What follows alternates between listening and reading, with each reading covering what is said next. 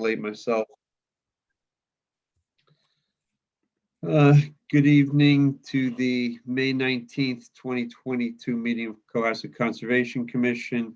We'll be running tonight's meeting as we implement the Massachusetts and Cohasset Wetland Protection Act and Cohasset Stormwater Management Regulations. We're operating tonight on the Zoom platform. Anyone who wishes to speak, we ask you to put your name and address into the chat box along with your comment. If you don't put in your name and address, we cannot recognize you. Present this evening on behalf of the Conservation Commission is our town conservation agent, Charlene Patel. Now take a quick roll call vote of commissioners and associate commissioners. Please respond by repeating your name and saying present. William Ashton. William Ashton present. Tom Bell. Tom Bell present. Kathy Berrigan. Kathy Berrigan present. Eric Eisenhower. Eric Eisenhower present. Trish Grady is absent at this time. Jay Pampari. Jay Pampari, President. Mr. Chair, just for the record, there may be a couple minutes here where I have to just shut my video off to give my son a little medication, but I am listening throughout, but I may have my video off for small, brief periods of time tonight. All right, thank you. And Chris McFarland is present. Associate Commissioner Chris McIntyre. Chris McIntyre present. Excellent. So tonight we have a quorum of 6 commissioners. We'll change that if Trish shows up. We'll be taking all votes via roll call, with each commissioner answering yay, nay, or abstain. First item this evening, there are a number of hearings that are being continued. I'd just like to open those and continue them. NOI 21-26 for 12 Hobart Lane. Last continued from May 5th, now continued again until June the 2nd. So that we're gonna open and close that hearing. We've got NOI 22-12 and stormwater permit 22-08 for 221 Hull Street. Last continued on last continued on May 5th and now continued again until June 2nd. So we'll close that hearing. Stormwater permit 22-13 for Situate Hill Commercial Development. Last continued on May 5th, now continued again from tonight until June 2nd. So we'll close that hearing. Mr. Chairman, just for clarification, we're not closing the hearing, we're just continuing the hearings. Yes, I apologize. And NOI 22-11 and stormwater permit 22-06 for 46 Border Street. Last continued from May 5th until tonight and now continued until June 2nd. Okay, our first active hearing for tonight is RDA 22-10 for tree removal and replacement at 16 Beechwood Street. I'll read that into the public record. You can find it.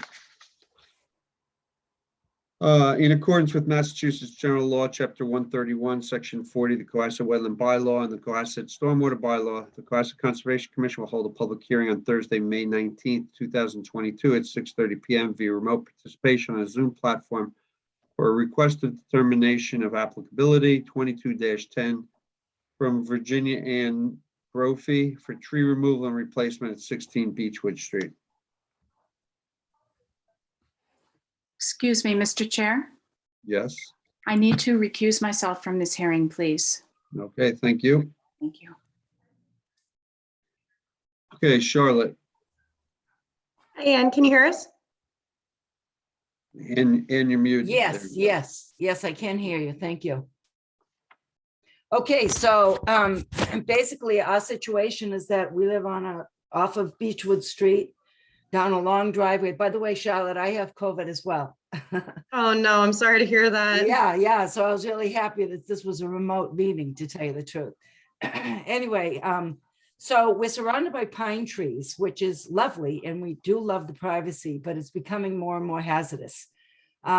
Basically, we've lived here since 1997, And during that period, we've had at least 6 insurance claims, major insurance claims. The most recent one being, I think, the fall of last year, where 2 massive trees fell on our roof and not only crushed the roof and most of the supporting beams, but in addition to that, it punctured. One of the limbs was long enough that it actually punctured through the ceiling.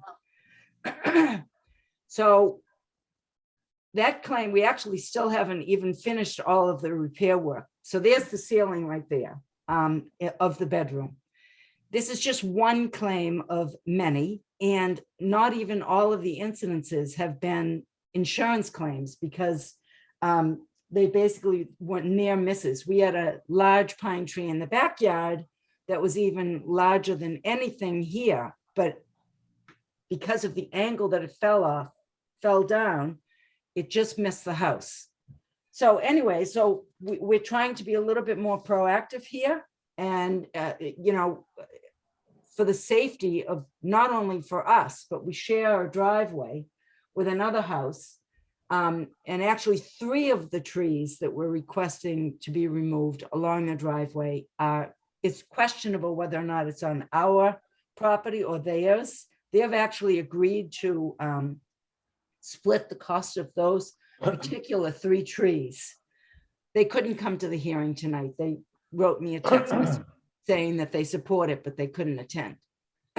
So anyway, what we're proposing is to remove the trees that are in the front of the house because they're tall and they're close enough that if they fall, they're going to continue to damage the property, not only the house, but we've had cars damaged, our electronics have been, every time the wind blows now.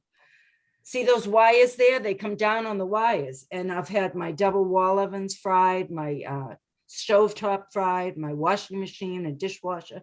So now when the wind starts blowing, we actually flip off our circuit breakers so that if we do have a brownout or anything, which is what caused the damage to the electronics, the current electronics won't be affected.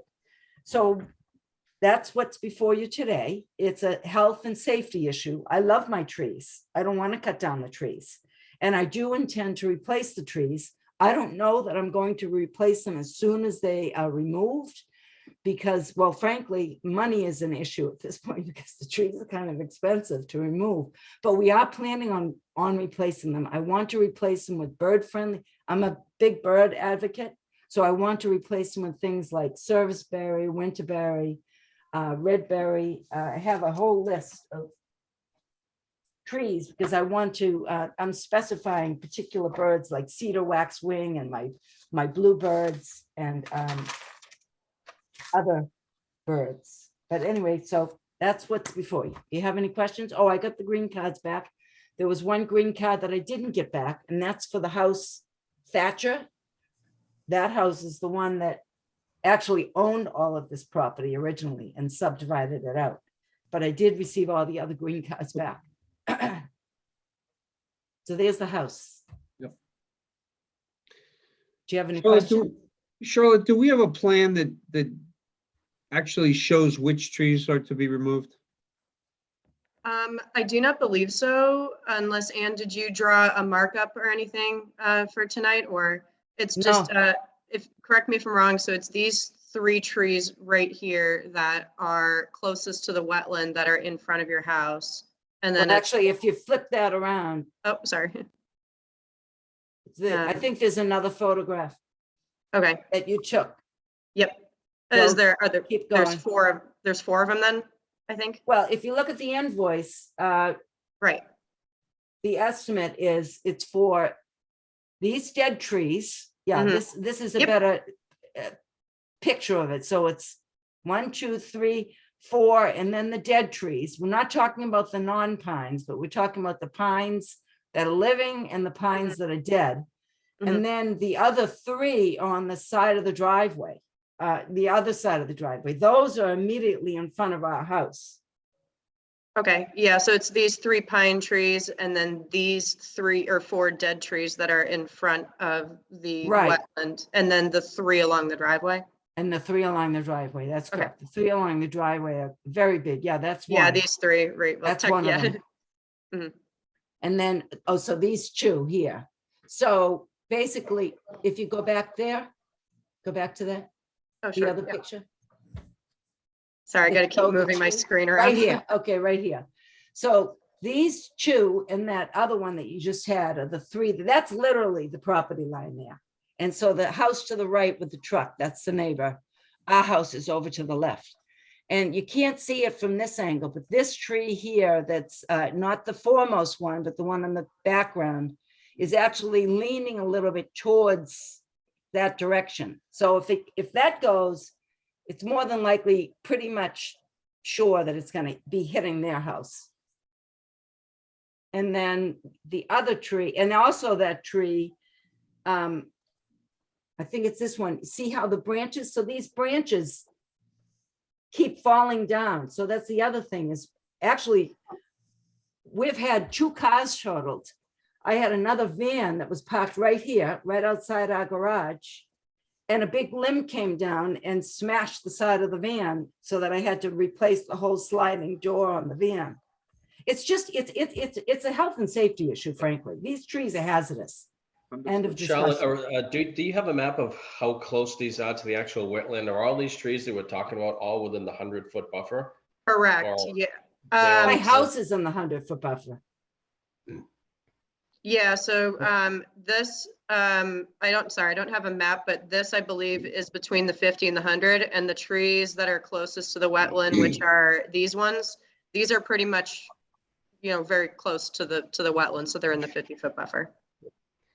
I personally, I don't have a problem with, with taking some of the trees down if they're immediately dangerous to health and safety, et cetera. Would just be good to see a little plan of actually, which trees exactly coming down.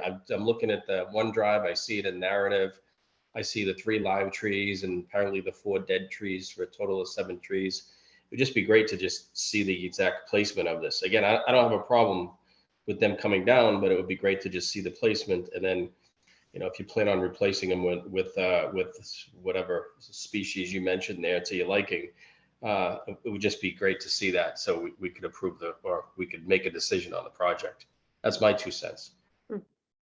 Well, I would ask you, sir, if you did see a plan, are you going to look at it and you're going to say that, well, I disagree with this tree or I don't, there it is right there. That's basically what we're looking at right here. So the wetland is in that shadowy area back there.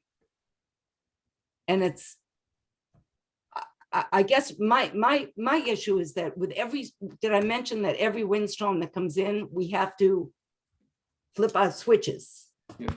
Yep. No, I hear you. And I if you read between the lines here, I agree. I'm not opposed to you taking the trees down. That's not an issue. I'm supportive of that. It appears it's a health and safety issue.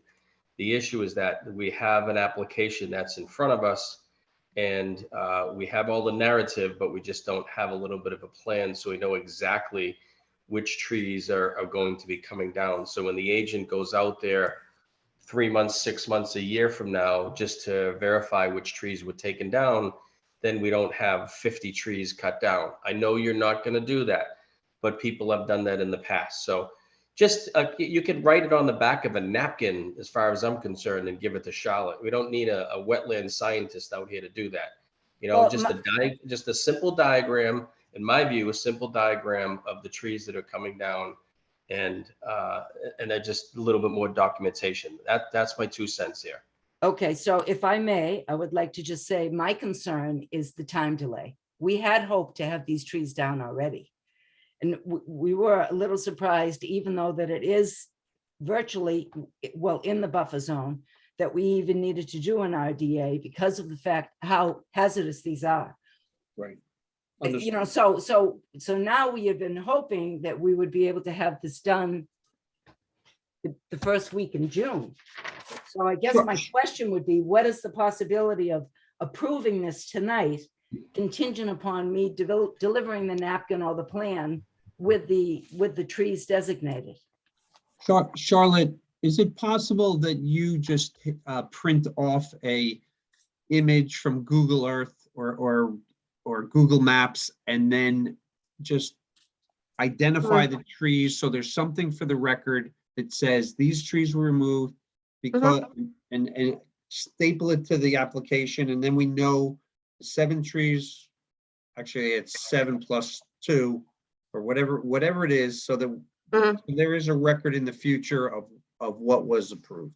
Absolutely, yeah, I think we can do that. And then also, Anne, if you have any old site plans that, you know, for any previous work that you had done where the trees were surveyed on your property, that's also very helpful for us. And then you can literally just circle them and put an X next to them. We've seen that with other RDA submissions. So, you know, I'm definitely happy to help with all the above to make sure it's very clear which trees are coming out. Yeah, I mean, we've not ever really contemplated removing any trees, to tell you the truth, so I don't have any previous site. Okay. Frankly, you know, Just the u- house just use next the- door pulled down a lot of trees. We went away for a vacation, you know, and they pulled, a lot of trees were pulled down while we were away on vacation. We were shocked and dismayed. Yeah. You know, so no, we don't have Sure. any, but Sure. I'm happy to do whatever it is that you want me to do. But I guess my concern is just the time. You know, these windstorms seem to be coming up more Yep. and more frequently. Understood. Mr. Chair, why don't you go take us to the next steps here? Because I know you have a plan and I'm supportive of that already. No, I think I would like to take a vote on this. I think we can have Charlotte just print off a copy of Google Maps and just make a record of what trees, you know, the number of trees we're voting on, just so we have it for the record. Jay Pimpari will make a motion to issue a -3 determination for the RDA project at 16 Beechwood Avenue, with the condition that our agent and the applicant work together to develop a satisfactory plan that outlines these 7 trees that will be removed, and that plan is sufficient to the agent by close of business next Tuesday. What is that, May 24th? Is it the 24th? So we have a time frame on record. And so long as that happens, Mrs. Brophy and her family can take the trees down next week. Thank you very much. I really greatly appreciate that. Hold on, hold. We gotta finish voting on it, though. Oh, sorry. Let's Well, That's all not, right, that's all right. recommendation. Do I have a Mrs. second? Mrs. Brophy, before we Yes. go any further, there is a replacement project here. You talked about lots of different trees. We have policies on this. We have trees that are allowed to be planted in the buffer zones. Could you please, before we tie this whole thing down, indicate what plantings you're going to do there and what trees are going to be and the size of the trees, please? I know this sounds like a detail, but it's something we always ask people to do. And it's less important than getting rid of the trees. I understand that, but we got to do this properly. And Charlotte, could you please meet with Mrs. Brophy and go through and submit a program for that? Eric, I will amend the motion to also include a mitigation plan that's acceptable to our agent as well to Okay. address the replanting. Okay, Yeah, I that's wanna- fine. Yep. Do I have a Okay. second? I second. Having a motion, a second to issue what am I doing? A -3 determination with conditions for RDA 22-10 at 16 Beechwood Street. We'll take a roll call vote. William Ashton, William Ashton, aye. Tom Bell, Tom Bell abstain. I think this is rushed. okay, Kathy and Berrigan, inconsistent with the way we've handled these in the past. I'm not very comfortable with it. Kathy Berrigan. I recused Oh, myself. sorry, Kathy's recused. That's okay. Eric Eisenhower, I abstain. Trish Grady wasn't here at the beginning, so she's recused. Jay Pimpari Jay Pimpari, aye. and Chris McFarland, aye. That vote passes 3-0-2.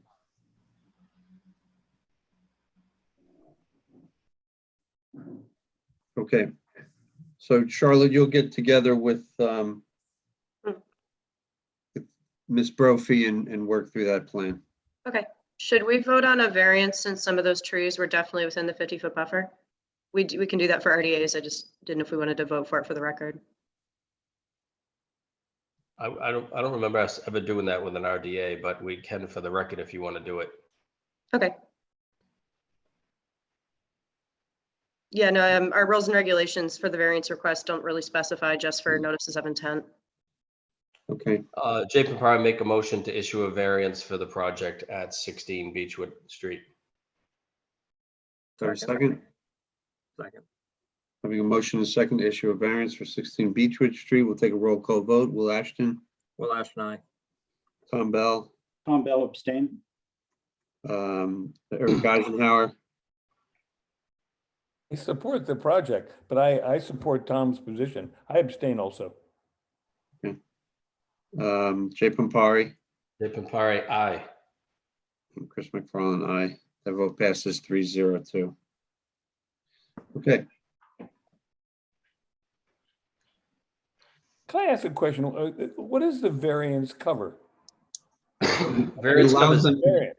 But it allows them to go in and cut those trees. we need more explanation when we put a variance in place as to the specific rules and regulations that we're seeking a variance from.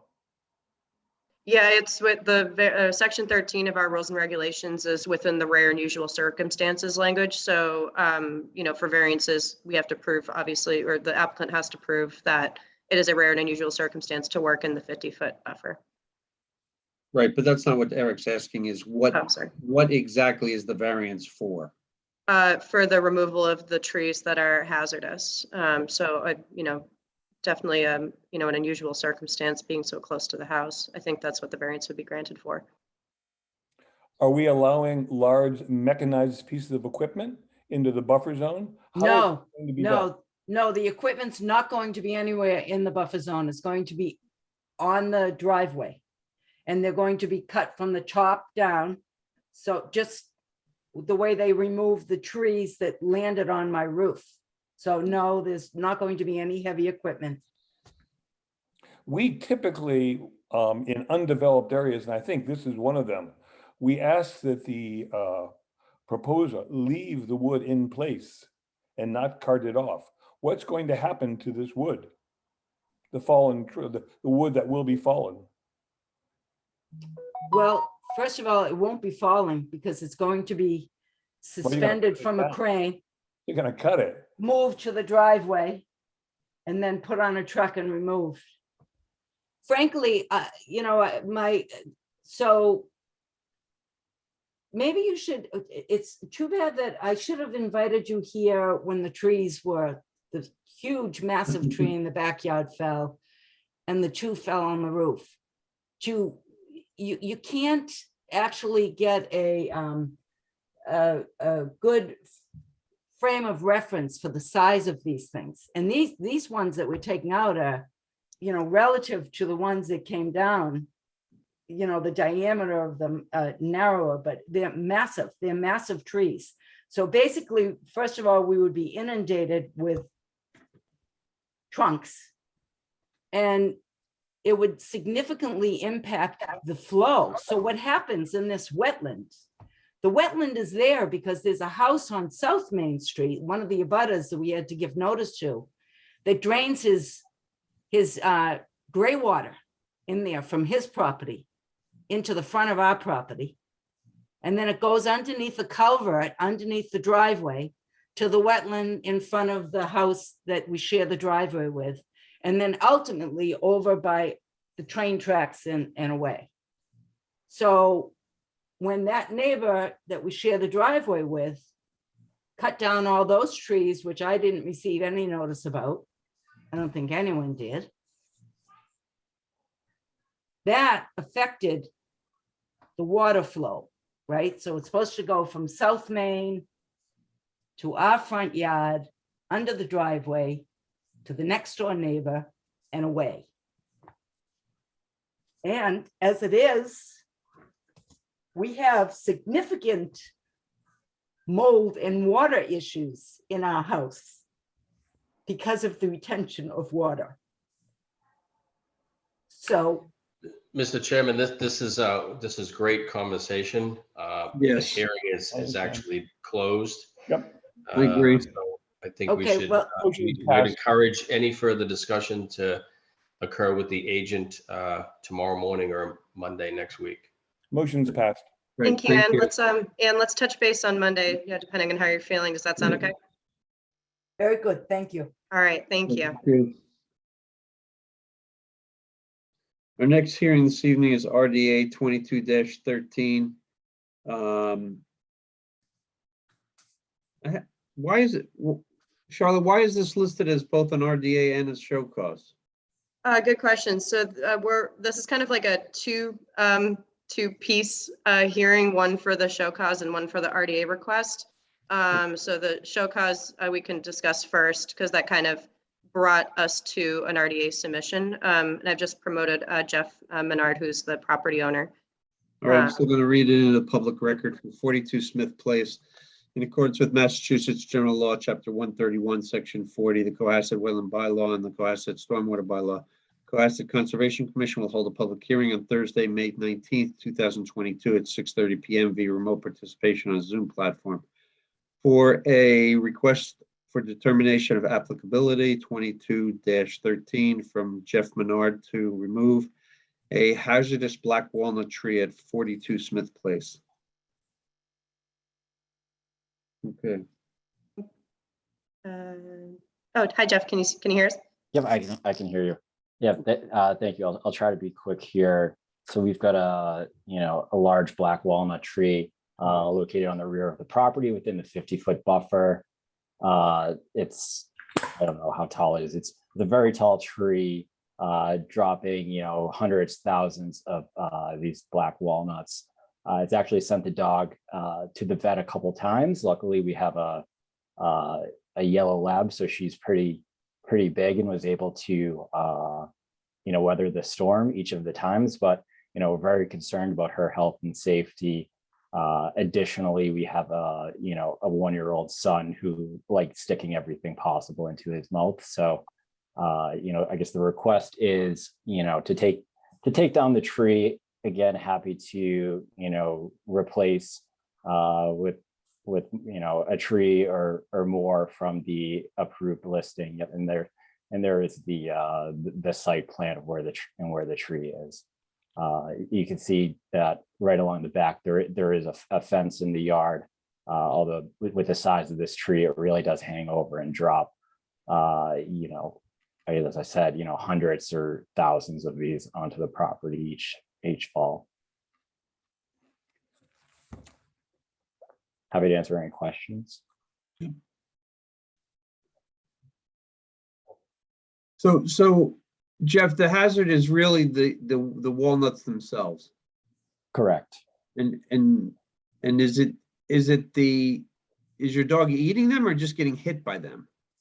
No, they eat them, and what happens is these fall right, and the skin rots on top of them. So any animal that comes along and sniffs it or eats it, gets really sick. And just from our vet, they said a lot of animals, whether it's dogs, goats, or maybe not goat, I don't know what else she had mentioned, but the ingestion of these can be fatal.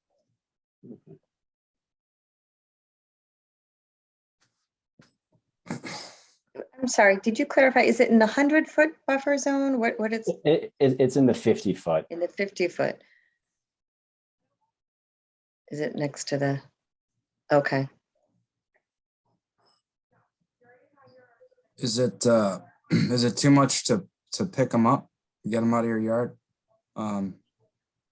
Mr. Brophy? I mean, that's what, honestly, that's what I have been doing. It's a never ending task. I need to be out there every 3 minutes.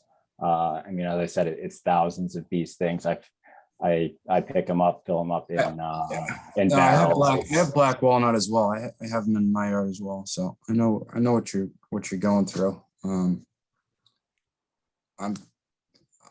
I'm just concerned about, this setting kind of a precedent. Like there's thousands of dogs in town, so. Yeah, and that's why we say, happy to replace the tree with something from the approved, native list. No problem with that at all. What would be the means for removing the tree? How would you do it?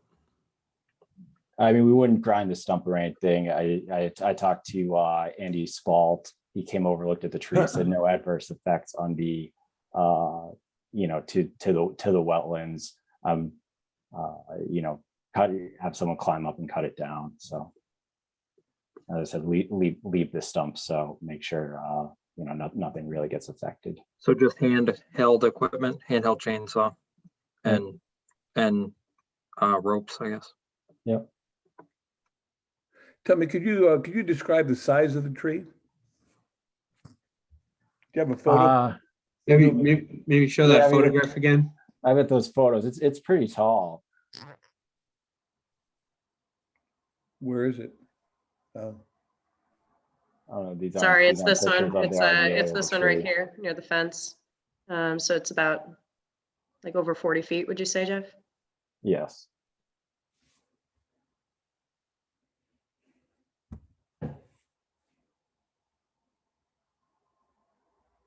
Charlotte, everything in that last photo was leaning. Is that the way you were holding the camera or what? Yeah, even the houses seem distorted. Yeah, It that's might be a little of both. Yeah, But I think the tree is leaning slightly over the fence. well, certainly the canopy extends over the fence. if you download that picture and open it up on your desktop, it undistorts it and the tree is straight, because I was wondering about that also. Good to know. Thank you. Sorry about that. No, it's okay. I'm just to Is black walnut a about native? whether it's leaning. Is black walnut a native tree here? See, Yes. that's the one. Yeah, Yes. it's straight. Sorry, is black walnut a native tree here? Yes, it is. Thanks. Here, is it? My understanding is that it's further south than here. And from what I've read about it, it's poisonous to other plants around it in addition to animals. And that tree is alive, right? It's not dead. It's not dying. It's a thriving tree. Is that correct? Yes, it's alive. And about how far is that from your house? And it was hard to tell on the plan. Pull up the plan. I mean, it's towards the rear of the property. Yeah. Yeah, if I look, so right, so there, this is the survey, right? So you see the 50-foot and the 100-foot line. The 100-foot line cuts the house in half. So, you know, it's 75 feet, I would say. Mhm. Mr. Menard, have you ever heard of a nut wizard? No. Yeah, it's a very simple tool. Kind of works like, how could I describe it? You kind of use it not like a broom, but kind of like it's a roller. It's a cage sort of thing. They're not very expensive.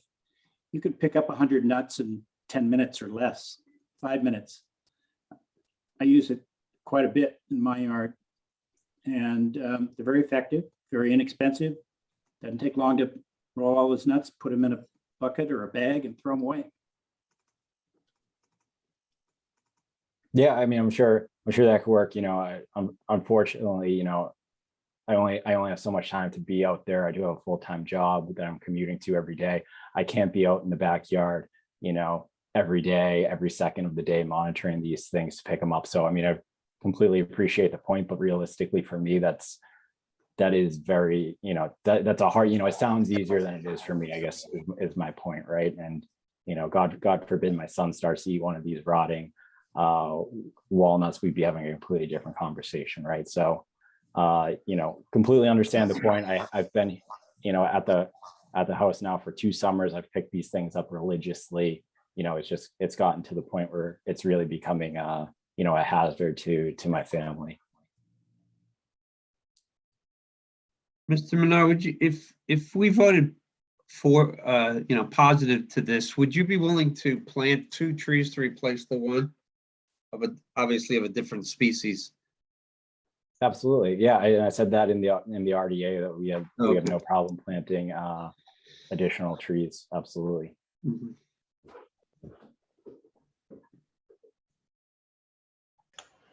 You know, Mr. Menard, according to my research, the black walnuts are not toxic.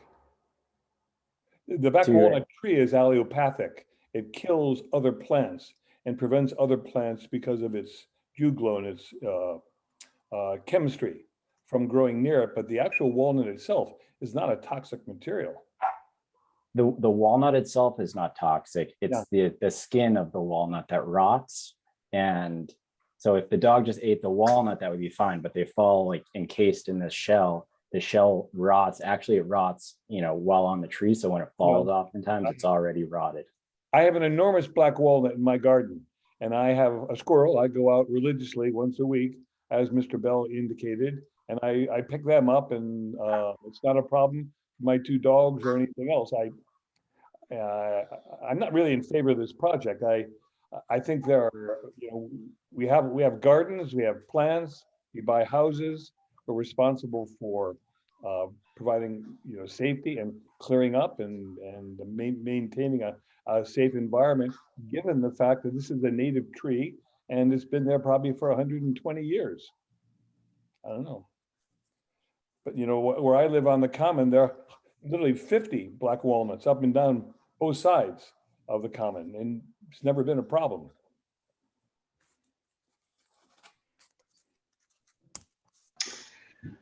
I'm just doing a little bit of research here as I'm listening to the discussion about black walnut toxicity in dogs, and I hear all the comments. And from what I'm reading here, I did not know have a strong history about this, but it appears that black walnut should never be eaten by a dog. They're particularly toxic to canines. They contain a toxic called juglone, which can cause a vascular disease in dogs, causes seizures, tumors, etc. The toxic mold that grows on the walnuts, if ingested, again, is poisonous and toxic to the dog. So just doing my brief little research here in the past 10 minutes, that's what I'm seeing online. Yeah, I'm aware that the juglone kills plants around it. It's allelopathic. Most of the trees that grow in Cohasset cannot grow under the canopy of a black walnut because of that juglone. Whether it's toxic, I guess you have the research there. I wasn't aware of that. I couldn't find those notes anywhere. I will second that about it being toxic. I have a friend who just moved into World's End. Where she has 3 dogs. There's a black walnut tree there, and her vet told her the same thing, that they were toxic and to be very careful with her dogs. Just another bit of information. Okay. So, Mr. Chair, you had made a comment earlier to the applicant on whether the applicant would be willing to replace the tree with 2 obviously smaller trees. I'd be giving the research that I've just done, knowing the toxicity of the black walnuts to dogs, canines, and certainly I'm sure if ingested by small children probably wouldn't be great either. I would be agreeable to approving the application if the applicant were to replant with 2 other trees. It's a very large tree. I know we don't want to set any precedents here. There's probably many other black walnuts around town. In a perfect world, if we were to allow the tree to be taken down, we would want to replace the tree as is, but it's a tree that's 40 feet high. You're not going to replant it with a 40-foot tree. So I would be in favor of approving the project with 2 trees to be planted from our species list of 3-inch diameter, 15 feet high. Yeah. Jay, there's no way I can argue with you. I think your research on the toxicity to human beings and dogs, you can't argue against it. I just hope we don't begin a rush here of clearing black walnuts in this town, because it's one of our old native trees in this town, and they're everywhere. And I think this individual is probably just one of many people who, when they find out that it's toxic, might want to have the trees removed from their property, which would be a bit of a shame, but that's the case. Yeah, no, I completely agree with you. Hopefully that's not the case. I had one removed and I got paid $1,000 by the tree remover because he sold it to a guy who makes wood for fine furniture and board out of it. So it is a tree of some value, incidentally on the side. It's excellent woodworking wood, yeah. Yeah. You know, and again, my recommendation would be to replant with 2 trees of 3-inch caliper, which is a decent size tree to replace with at least 15 feet high from our native species list.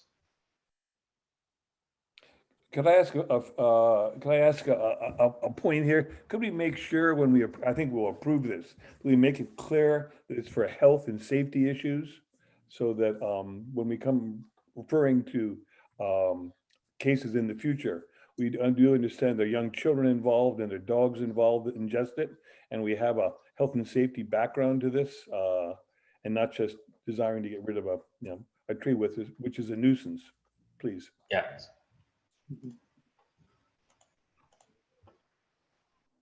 Any additional comments? No.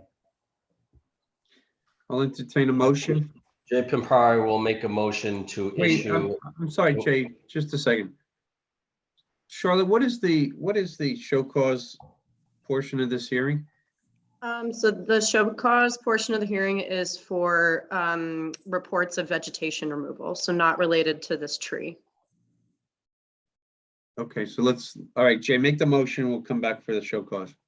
Jay Pimpari make a motion to issue a -3 determination for the RDA project at 42 Smith Place with the following condition: that the tree that's being removed in the 50-foot buffer zone is replaced with 2 trees of at least 3-inch caliper and at least 15 feet high that are both from our native species list, that Charlotte can give that list.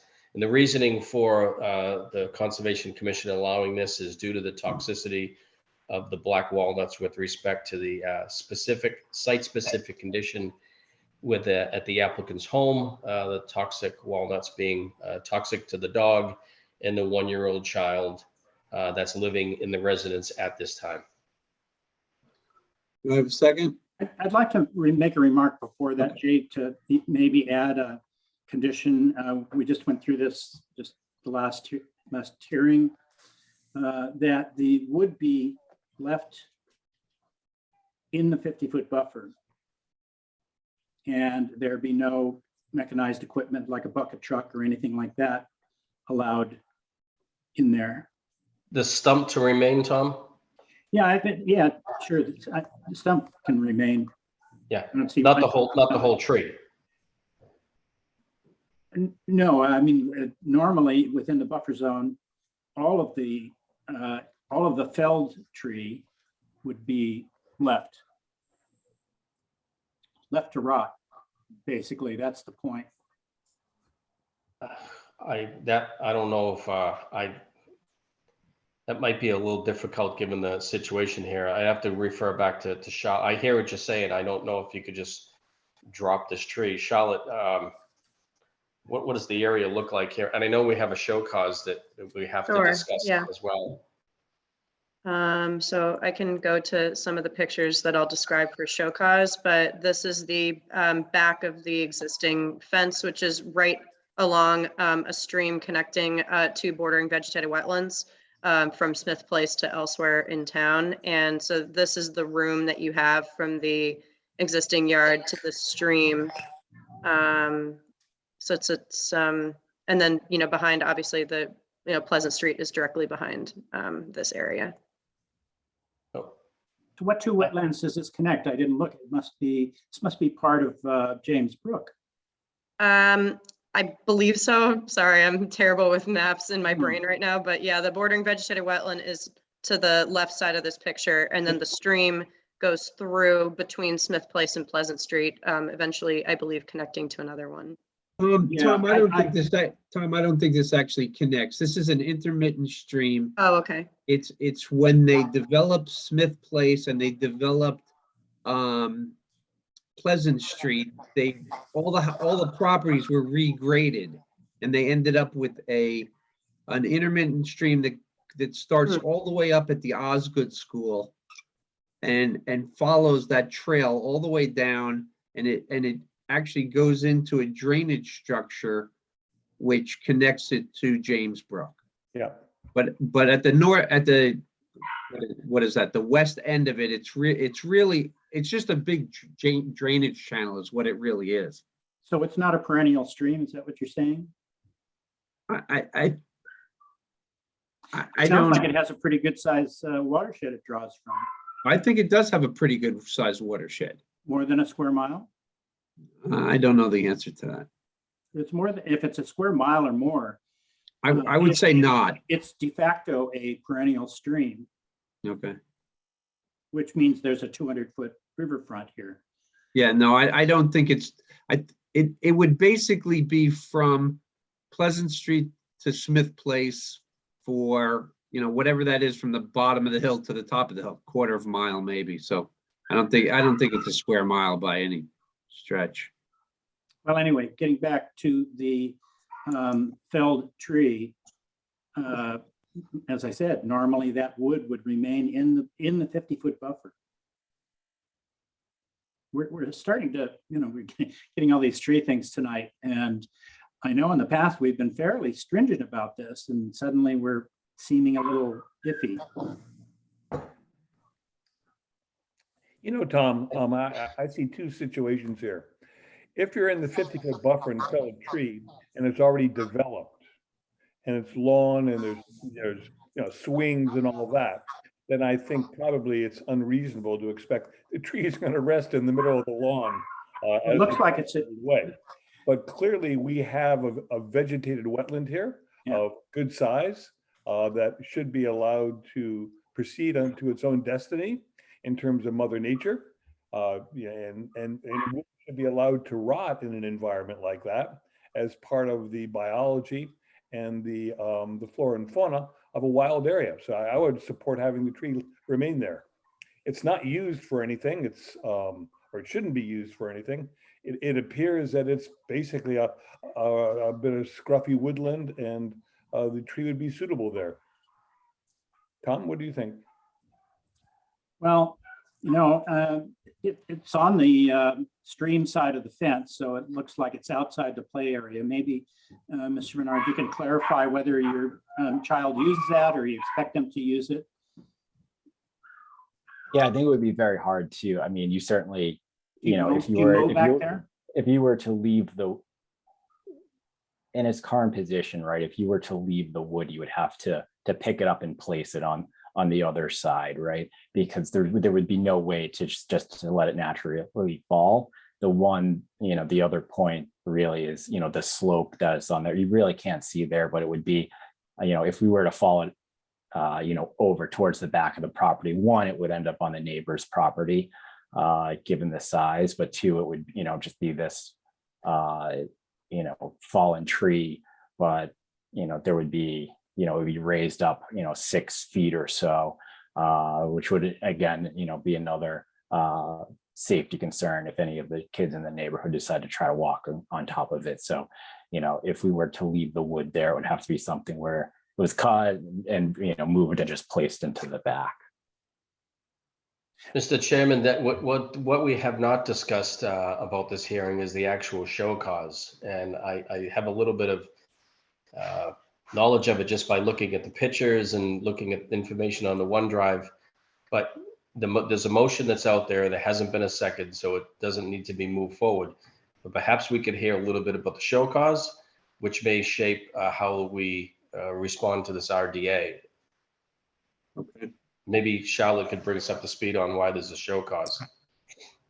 Sure, happy to do that. Mr. Chair, do you want to kind of get into the show cause and then circle back to the motion? Go ahead. Okay, so yeah, I received some reports back in April from abutting property owners that there was, landscaping activity that was ongoing in 42 and 48 Smith Place. And also, just for the record, the 48 Smith Place show cause hearing will be continued to June 2nd because the owner could not make it tonight. So we're kind of splitting it into two properties for now. So for 42 Smith Place, again, received some reports about vegetation removal, that there was a landscaper with, a backhoe in the 50-foot buffer, and that there were attempts to communicate this to Mr. Menard about, not disturbing the 50-foot buffer. And then I did not see the landscaping activity actively ongoing when I made it to the abutting property sites. However, at least from my interpretation, there did seem to be some basic, vegetation removal that was on both of these properties. It's a little bit more evident on 48 Smith Place, which we can discuss in June. But at least for this one, the activity that was reported is the mowing and weed whacking of this existing yard area right up to the intermittent stream, as well as another report. And Jeff, please, we clarify this in a bit, but, apparently the landscapers may have been spreading grass seed back here. I did not see that, but that was a report that I received. So we just wanted to bring in both property owners in for show cause to discuss what type of activities occurred, which ones are allowed, not allowed, and then, go from there. You Yeah, have a have a- boundary marking, Charlotte, between 42 and 48? I Smith- believe so. Yeah, I can pull up the Sure. RDA. Kind of see what we're looking at. So the activity that was observed is definitely across these property lines. So I'll just say for the purposes of 48 Smith Place, there was some vegetation removal with a brush pile that was pretty much piled up like right here. So it looked like it appeared on both properties. And so the 48 Smith Place owner did clarify that a lot of that was from her property, and she's coming to discuss that in June. But for this side, a lot of it appeared to be, maybe some mowing activity, and I don't know if any of that grass looked new, so I wasn't sure at the time when I visited the abutting property sites if there was new grass being planted up against this intermittent stream, which we normally don't allow. So Jeff, would you be able to speak a little bit about those activities and those reports? Yeah. So I'll start with the brush pile, and since then, my neighbor at 48 has taken, responsibility, and, we've discussed it while she was removing some, sticks and some, invasive plants that she had growing, right along the property line. And she was creating a brush pile towards the back, kind of right on our property line. I think that was kind of like the main flag for Charlotte to bring us in.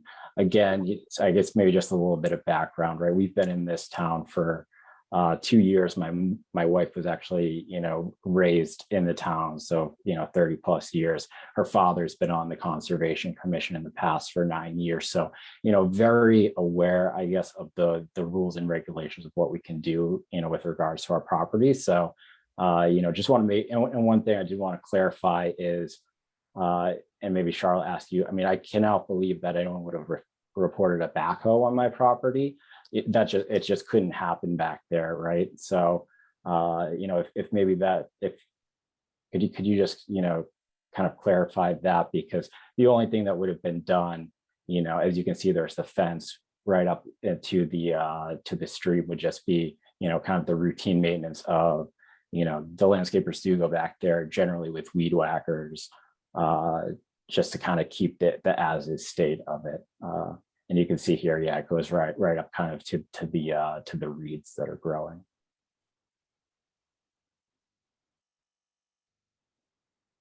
I'm sorry, is that area being mowed up to the delineated stream, or is that, It's being mowed or weed whacked. so it is? So right up to the wetlands delineation line. Mhm. And actually for further, one of the reports that I heard when I asked Charlotte to come over, and she was great about coming, kind of walking me through everything. We walked the property, I guess it was raised that, there were blue flags placed along the wetlands, which Yes, was, thank you. done by, I had that done in advance, wetlands delineation report by a professional surveyor. And so I was very surprised that was, even brought up as something that was, I don't not gonna say complaint against me, but that had just came up, right? So you could see the blue flags that are there from, I had a professional over to come and survey the property. So yeah, just getting back to, very aware of the rules and regulations, and, certainly not trying to clear anything that shouldn't be cleared. Mr. Menard, do you have any pictures of what this area looked like prior to these pictures that are being taken now? Any historical pictures from a year ago, 2 years ago, 3 years ago? I don't. So I moved in the property a year and a half ago. To be perfectly honest, this is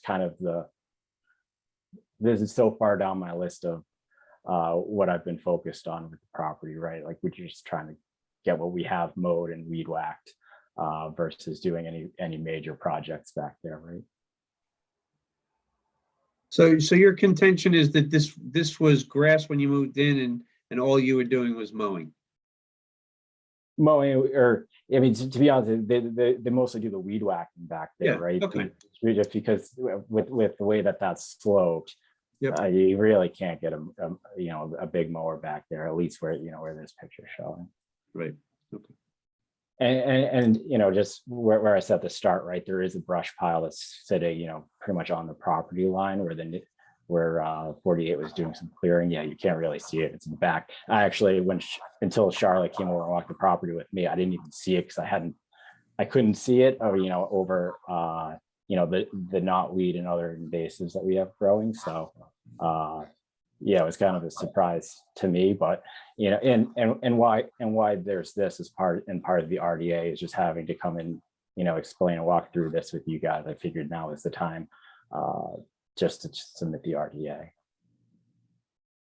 Thank you, Jeff. And I will, clarify some of my previous statements. I did not mean to say backhoe. I meant to say mower. I don't know why I said that, sorry. But also, one of the other reports was, have your landscapers been doing any planting of grass, back here? Because I didn't see that, but just want to clarify. Not that I'm aware of. I mean, Okay. This is kind of old grass, right? So I wouldn't. I've never instructed them to plant any grass anywhere on my property. I do the grass planting if I need to, and I haven't done it back there. Okay, yeah, because that's something that we definitely want to clarify, that, expanding the lawn, obviously in the buffer zone would not be allowed because that would alter the environment. So yeah, if you weren't planting additional grass seed, that's helpful to know. Yeah, and happy to have you come over again, Charlotte, right? Because the way this is sloped, it's not like usable lawn anyway. I've got the yard that's fenced in anyway, so I really don't have any use for what's back here. I do want to just make sure it stays, short and clean and kind of as is. I'm not planning anything or planning any, further construction back there, obviously. Okay. Mr. Bernard, if this, if it was explained, it's not usable, it's on the other side of the fence, if it's just totally unusable yard, then why not just let it naturally grow? Why even bother cutting it at all? I mean, just to keep it clean, not have any bugs, high, tall grass, mostly for aesthetics, right? But, I also don't want any bugs, there is what was I gonna say? You can walk back there if you want to. It looks like as recently as 2018, it was fairly natural. There was no lawn back there. I'm looking at an air photo from April 20th of April of 2018. And that was obviously long before you bought it, but yeah, so I bought the property in 2020. Yeah, right. I'm not sure what the previous but, owner had somebody done. obviously put in a lawn between then and now. Now, your neighbor had a lawn that crossed the stream, looks like. And both neighbors actually, but your property did not have a lawn in 2018. And I don't have any imagery that doesn't have tree cover, I don't think, since 2020. No, I don't. So we don't really know when that lawn went in.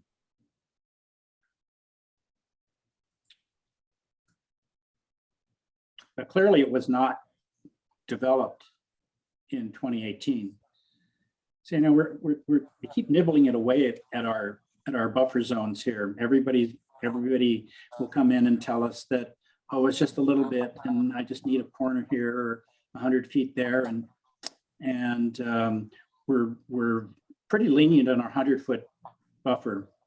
Our 50, we've been pretty tough on, pretty adamant that you're supposed to leave it alone, especially if there's even an intermittent stream through it. That's really pushing it, I think. Unfortunately, Tom, we don't have anything in our bylaws that says, once it's grass, it's grass, Yeah, well, I mean, we have, this looks ambiguous. We don't know when this went in.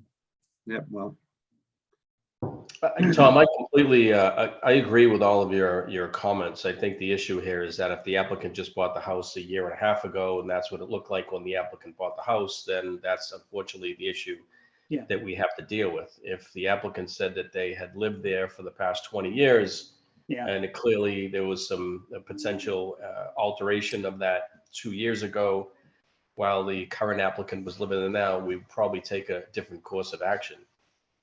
So in a little bit of a difficult situation here. yeah, I agree. Yeah, and just for my side, right?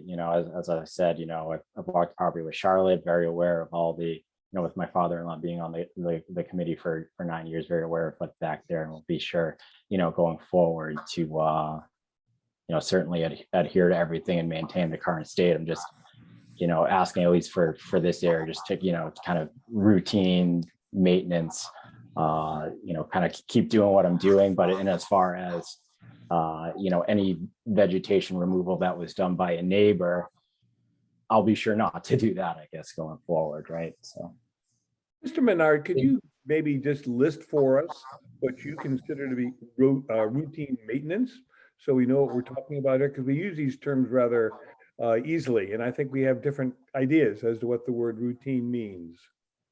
I mean, just picking up fallen sticks, weed whacking, and mowing. I don't, have no need to do anything else back there. You feel it's necessary to mow it? I guess yes. I mean, I don't see why not. Why not? I mean, it's keeping. Well, the idea is to have it be a wild wetland area. That's the idea why you wouldn't mow it. The idea is to return it to its natural state. Now, that may be a joke nowadays in Cohasset, all right? But we've done that with people in the past, is to create an environment whereby natural plant species can flourish, not what I would call remnants of lawn seed purchased at Home Depot, all right? So if you stop mowing that, it will return to its wild state in a matter of 5 years or so. I don't know, Chris, if that's the kind of policy we want to have, though, which is going back and recreating something that wasn't there when the owner bought it, right? well, I mean, I think everyone should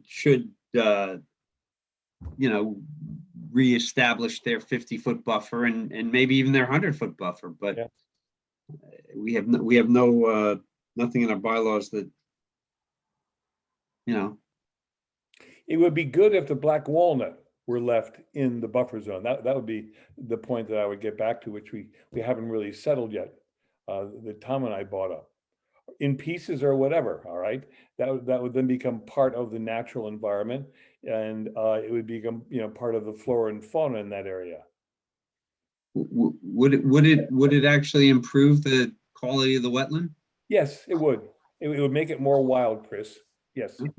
Yep. You'd see the flora, you'd see the fauna, you'd see the bugs, you'd see the nutrition, you'd see provide habitat and all the other things that we're supposed to maintain in the wetland. I think it's just a matter of looking at the listed protected interests that the state has enumerated. I don't think we're in a position to question that, and they're very clear that what the purpose of these buffers is, and so whether there's bugs or whether there aren't bugs is not the point. Yeah, Eric and Tom, I'm supportive of that. I guess the question comes down to if you were going to make that particular condition is where do you actually put the tree?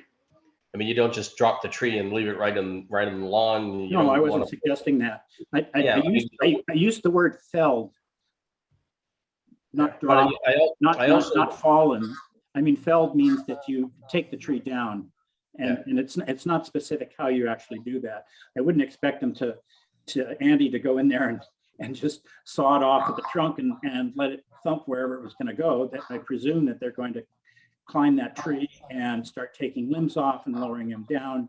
And so then the question is, what happens to that slash? And ordinarily, in almost every case I've listened to, usually I don't have much to say about these. It's you and Eric and Chris who kind of do this, but I've been watching and ordinarily, you guys are fairly adamant that would be left in the 50-foot buffer. I guess my only problem with this, Tom, is the fact that this wetland's about 12 feet wide. You know, given the condition on either side of it, which is maximized lawns, the wetlands about 12 feet long, and I'm imagining that Charlotte's going to get a call that says now he's really making a mess back there. Could be. I'm looking. I found a 2021 image here, and I can tell you that the wetland is very narrow as you go east to his neighbor, and as you go west, it really is considerably larger. In fact, quite a bit larger. And it's not clear there's a lawn there in 2021. This would have been sometime over the winter of 2021. It's ambiguous. It's hard to say. But my point is, Chris, that the state has enumerated interests that we're charged with protecting. And we have done that a certain way in this town, on this commission, at least, I should say, at least while I've been here, where we're actually fairly adamant about things not being disturbed in the 50-foot buffer. So we're I don't know what to say about this, really. If this is a show cause hearing, we're having a conversation. I don't think we're not talking about enforcement or anything here, I'm sure. But all of this is sort of part of a larger issue in town.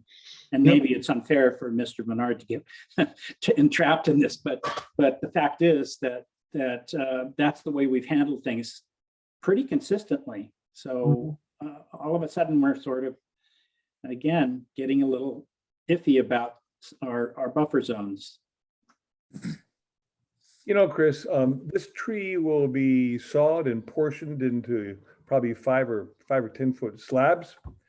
I would say you could take a good number of those and stack them in the BVW, all right, and just leave them there, all right, well into the BVW. They don't have to be on the edge. No one has to see them, and that would become part of the natural flora of this the buffer zone. That's how I would do it. I don't think the tree itself doesn't have to go in one piece into the BVW, but it could We won't take it down in one piece. It could be sectioned off into and stacked as wood, which is very acceptable. What if, as a condition to the black walnut removal, in addition to the 2 trees, maybe add a couple native wetland shrubs over there or something? We actually have a comment in the audience about that, Chris. Thank you for bringing that up. Mr. Chair, do you want me to read it? It's from an anonymous attendee.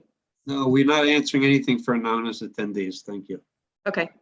So to the person who wrote the comment in the chat, can you please clarify your name and address and we can enter it into the record? If you can do that within the next couple of minutes, that'd be wonderful. I just have a question. And I don't know if it would help, Tom, for you to see the site, but would you say, Jeff, that this has already been a previously disturbed area? Because it is pretty common in that area, in this particular area, for it almost to be all lawn right up to the buffer zone, for right or wrong. Right up to the resource area. Exactly. I'm sorry. Yeah. That's exactly what I meant. Yeah. And I think that's what you were alluding to as well, Chris. Like that's in the particular very narrow strip right Mhm. down that whole area. Yeah, It's I not can clear from clarify. the historic imagery that that's the case. 2018, it does not look like there was a lawn there. 2021, it's hard to say. It looks like there may not have been. Could be there is. It's hard I'm to- wondering if it would help for it's totally just a suggestion to actually see, for you to see the whole area, the whole neighborhood, because it's not just Jeff's property, but that whole strip, all of those. I'm looking at houses. that. Yeah, and I Patricia, I mean, forget if you had said, I'm looking and seeing that many of them are literally cross that channel with their lawn, like the next property to the west and stuff. So yeah, I can see that a number of people have been encroached on the 50-foot buffer, and there's just a few spots left where it's undisturbed, which should concern us, I think. I mean, don't get me wrong. I don't see any reason to penalize Mr. Menard for any of this. So maybe it's a topic for a longer conversation about how we are going to deal with the 50-foot buffer, and maybe talk among our, obviously in a public meeting, but talk among ourselves about how to deal with issues like this as they come up, rather than when they actually do come before us. Sorry. Like remediation efforts, because of just previously disturbed areas. One of the most popular ways of taking care of fallen wood in areas such as this is to cut it and stack it and leave it. It eventually it's taken over by the local flora and fauna. It deteriorates. It supports wildlife. It supports insect life, and you just leave it there and stick it in the center of the BVW. And let's move on to another subject. I don't think we have to belabor this forever. We have an excellent wood. It can be that stack of wood that most naturalists would like to see in these wild areas. And we have the opportunity to do it, and I don't see any reason why we shouldn't do it, Chris. I didn't say we shouldn't. I'm just trying to understand the whole system. So if I could speak of it, I never said we shouldn't either. I can throw a couple logs back there. I think you could take at least half the black walnut and stack it there and leave it for Mother Nature to determine what's going to happen to it. All right. I I'm do second. supportive I of forget that. who had said that. Charlotte's probably going to get another call, but if that's what this commission wants to do, I'm happy to do it. As well as planting the 2 additional trees that Justin recommended. Mr. Chair, we have one more comment from Brad Holmes in the audience. I don't know if we want to read all of these. We also have another comment from Virginia Brophy. Do you want me to just go through these quickly? I'll just read from Brad Holmes. It says, I try not to get involved in other projects, but this seems like a good fit. Plus, you are at 7:45 and our 2 hearings starting at 6:30. Thank you. Thank you, Brad. We're as we always do, we try to get through things as quickly as possible, and I think we're pretty close to that now. And then Virginia Brophy says reasonable person standard, which I think that's where we're heading to. And unfortunately aren't defined in our bylaws, Virginia. What's that? And unfortunately are not defined in our bylaws. Yeah. Okay. Looks like we have Mr. one more. Go ahead. Sorry. No, that was the same. Never mind. I had Okay. made a motion about 45 minutes ago. However, I certainly understand and I agree with you, Tom, about leaving trees in the 50-foot buffer, etc. I think that we have to treat each individual project, it's site specific, where, believe me, for 8 years in this commission, I've been all about setting precedents, and when we do it in one case, we should continue to do that across the board, be fair and consistent. And all the while having to keep in mind that we need to evaluate each site given the site-specific conditions that exist in front of us. You know, the homeowner here has purchased the property about a year or so ago. Allegedly, the landscape looked like it did at the time. There's questions about that, and I question that myself. Was there any cutting back there? I'm supportive of cutting the tree and, you know, leaving the tree. However, you have to stack it back there. It's on the other side of the fence. It's been said by the applicant that there's no usable space, or not usable space. They're not using the space for anything recreational. They're not running back there. There's no swing set back there.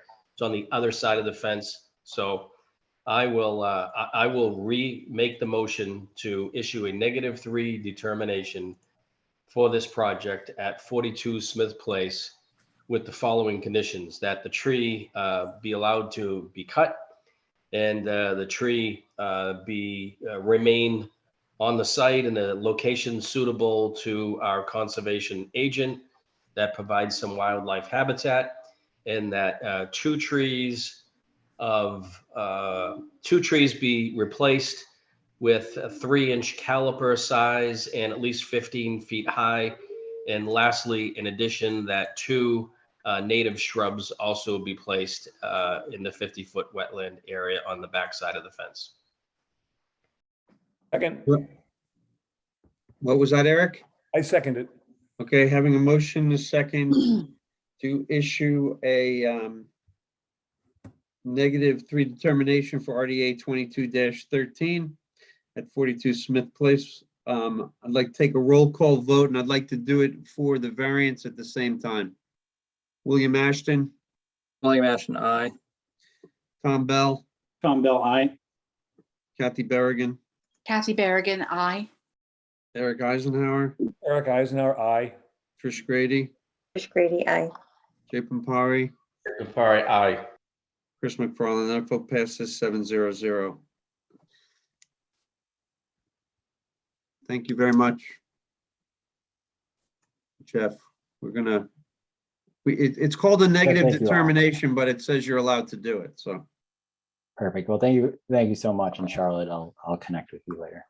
Thank you, Jeff. Yeah, we'll touch base next week and I can issue the determination for you in person. Okay, great. Our next hearing this evening is RDA 22-12. I'll read it into the record. For 35 Whitehead Road, notice of public hearings in accordance with Massachusetts General Law, Chapter 131, Section 40, the Cohasset Wetland Bylaw and the Cohasset Stormwater Bylaw. The Cohasset Conservation Commission will hold a public hearing on Thursday, May 19th, 2022 at 6:30 p.m. via remote participation on Zoom platform for a request for determination of applicability from Celia Franklin for stump removal and road repair at 35 Whitehead Road. Hi, Cece, can you hear us? You're muted. Yes, I can. Awesome, great. I can pull up your RDA real quick.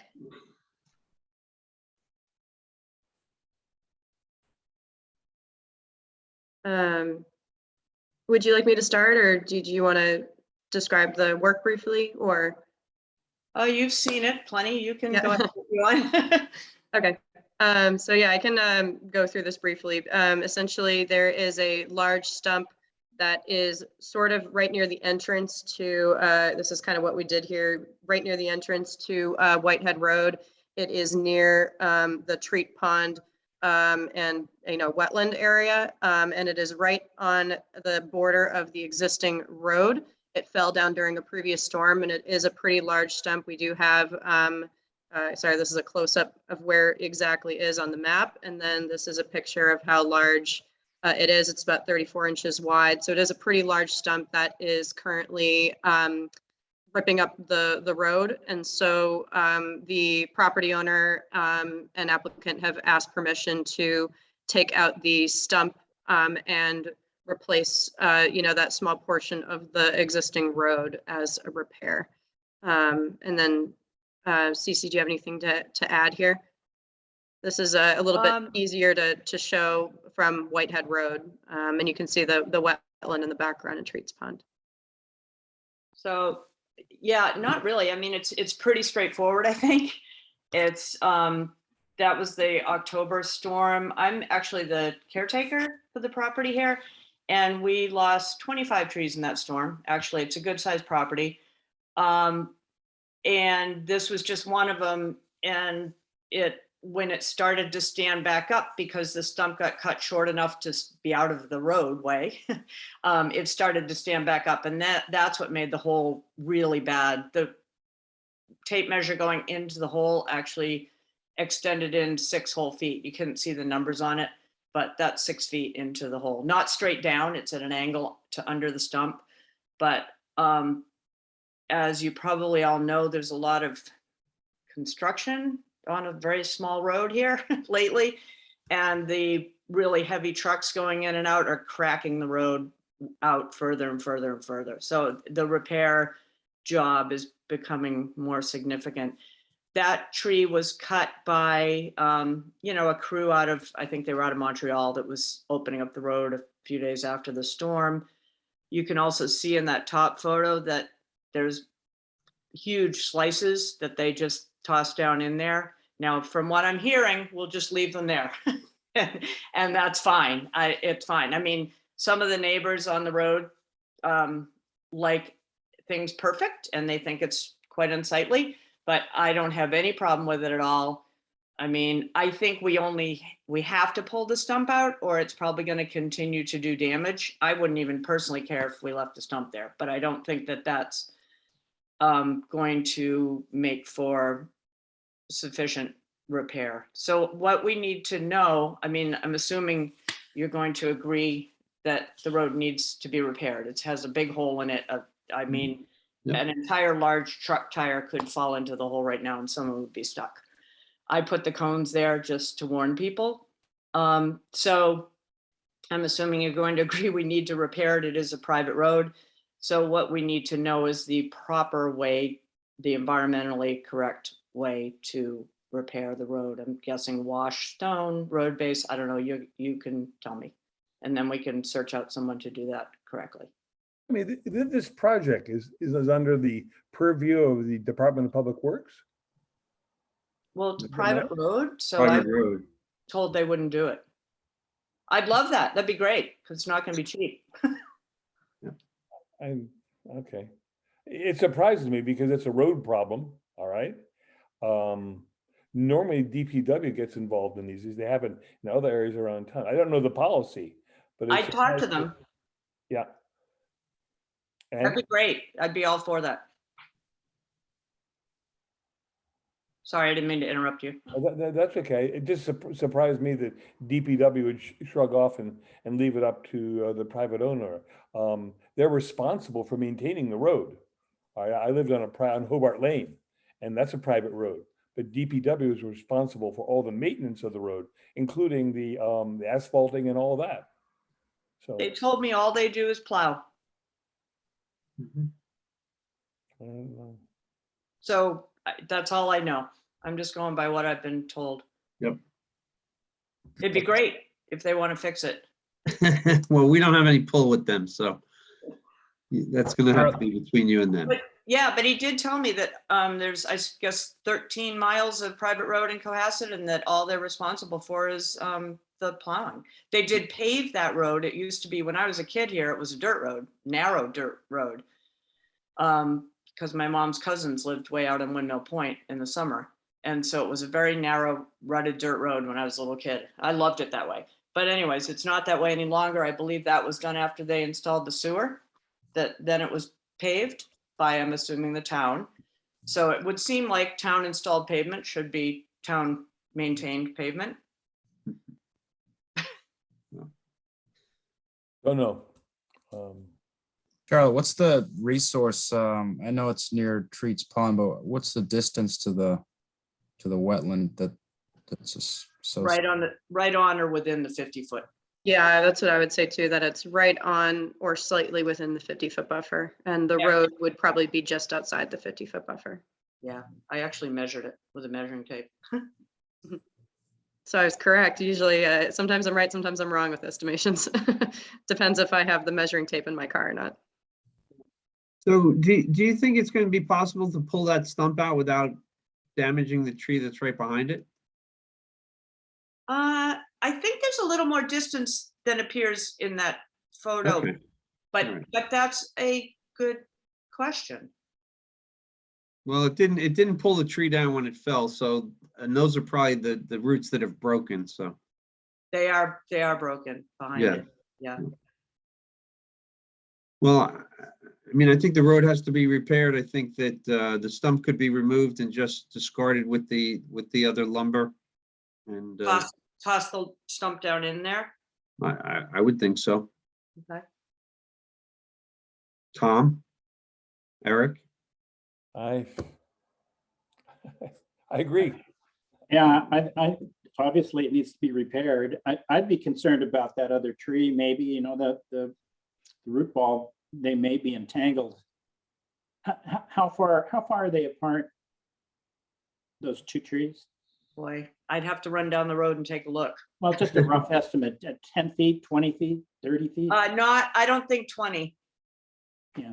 Okay. No, I do not think 20. Charlotte, is there a better angle on the photos that show that?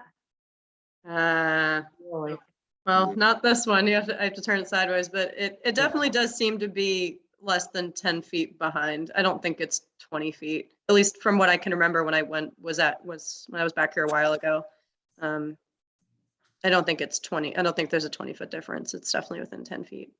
So Chris, I would ask you, is there a hazard to removing the downhill part of the root ball there to that other tree? I don't think so. I think when that tree fell, the roots on the downhill side either severed or pulled. And I don't think it's going to be an issue. I think I think the bigger issue is how much road they're going to pull up when they try to pull that stump out. I mean, alternatively, they could chip it out and then just throw the chip into the woods. They could do that too. Yeah, but if there's a hollow, I mean, eventually that's going to rot and there's going to be, empty space there, and that road's Yeah. going to collapse again. So it seems like the whole thing needs to come out. I would think so. Backfilled with stone or something substantial Yes. before they repair the road. That's what I've been advised to. One of my good friends was the supervisor at Wampatuck for over 40 years, and that was his thoughts as well. As he said, you can't just, he said, see, if someone said, just chip it into the hole. He said, no, that will just, it'll make That'll rot away. Yeah. rot away and make things worse. So that, I think unfortunately it probably has to come out. Not that I'm an expert by any means. Yes. I mean, I think they'd have to get an excavator here and get the bucket on the downhill side and pull the thing up onto the road. Right. And then repair whatever gets damaged on the roadside. Yeah, right.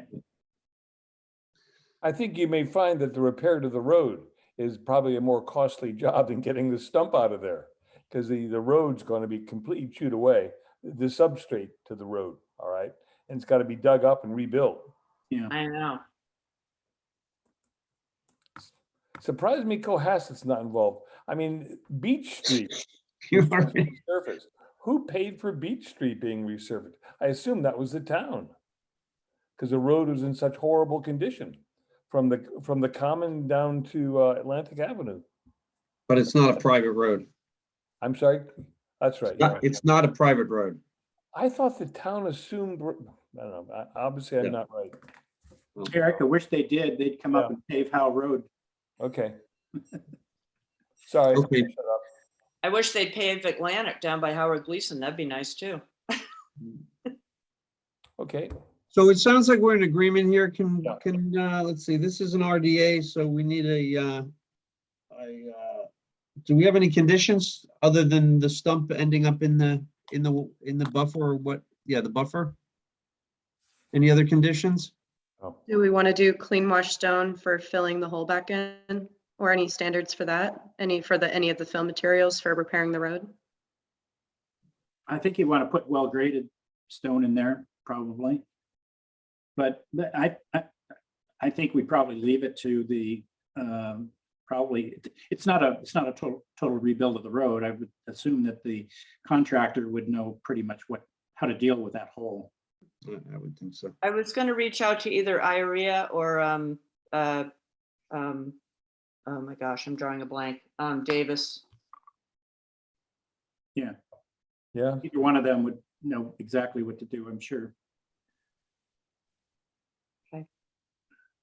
Okay, so I'm going to make a motion to issue a -3 determination for RDA 2211 at I'm sorry, 2212, right? 35 Whitehead Road. With the condition that the stump will be pushed into the buffer area and then the road repaired kind of per MassDOT spec, so that it's stable again.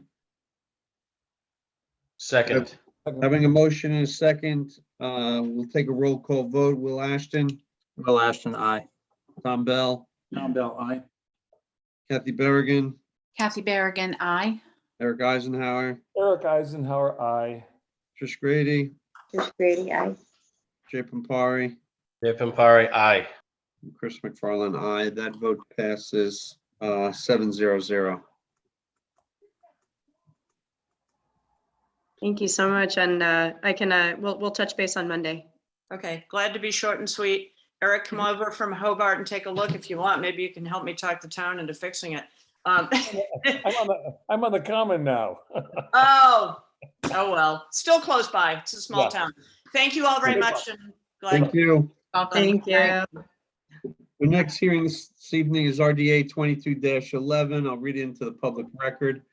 At 426 Atlantic Avenue, in accordance with Massachusetts General Law, Chapter 131, Section 40, the Cohasset Wetland Bylaw, and the Cohasset Stormwater Bylaw, the Cohasset Conservation Commission will hold a public hearing on Thursday, May 19th, 2022 at 6:30 p.m. via remote participation on a Zoom platform for a request for determination of applicability 22-11 from Sandy and Dan Bain to install a pool generator, screening fence, and other landscaping and hardscaping at 426 Atlantic Avenue. Hi, I'm Amy Wolfson, and I am a landscape designer with Amy Martin Landscape Design, and I'm here representing the owners of the property. Sandy Bain is also here if you have any specific questions for her as well. So the property at 426 Atlantic Avenue is owned by Sandy and Dan Bain. On the western side of the property is a bordering vegetated wetland. And then the 50-foot buffer cuts through the existing driveway, and the 100-foot buffer cuts through the existing residence. Do you have any, do you have any plans to share to go through this? I do. Oh, I think I need to be allowed to share, unless Charlotte wants to share, either way. Sorry, Amy, you're all set. Okay, here I go. Okay. Here's our proposed plan. So on plan right, which is actually the west side of the property, is the bordering vegetated wetland. This line cutting through here is the 50-foot buffer to the BVW, and the dashed green line right here is the 100-foot buffer, which cuts through the existing dwelling. So what we would like to do at this property is to install an emergency generator right here. So it is within the 100-foot buffer and a screening fence around it. Replace the 2 stepping stone walkways, and one of which is within the 100-foot buffer. So in the same footprint, we would like to replace it with some even stepping stones.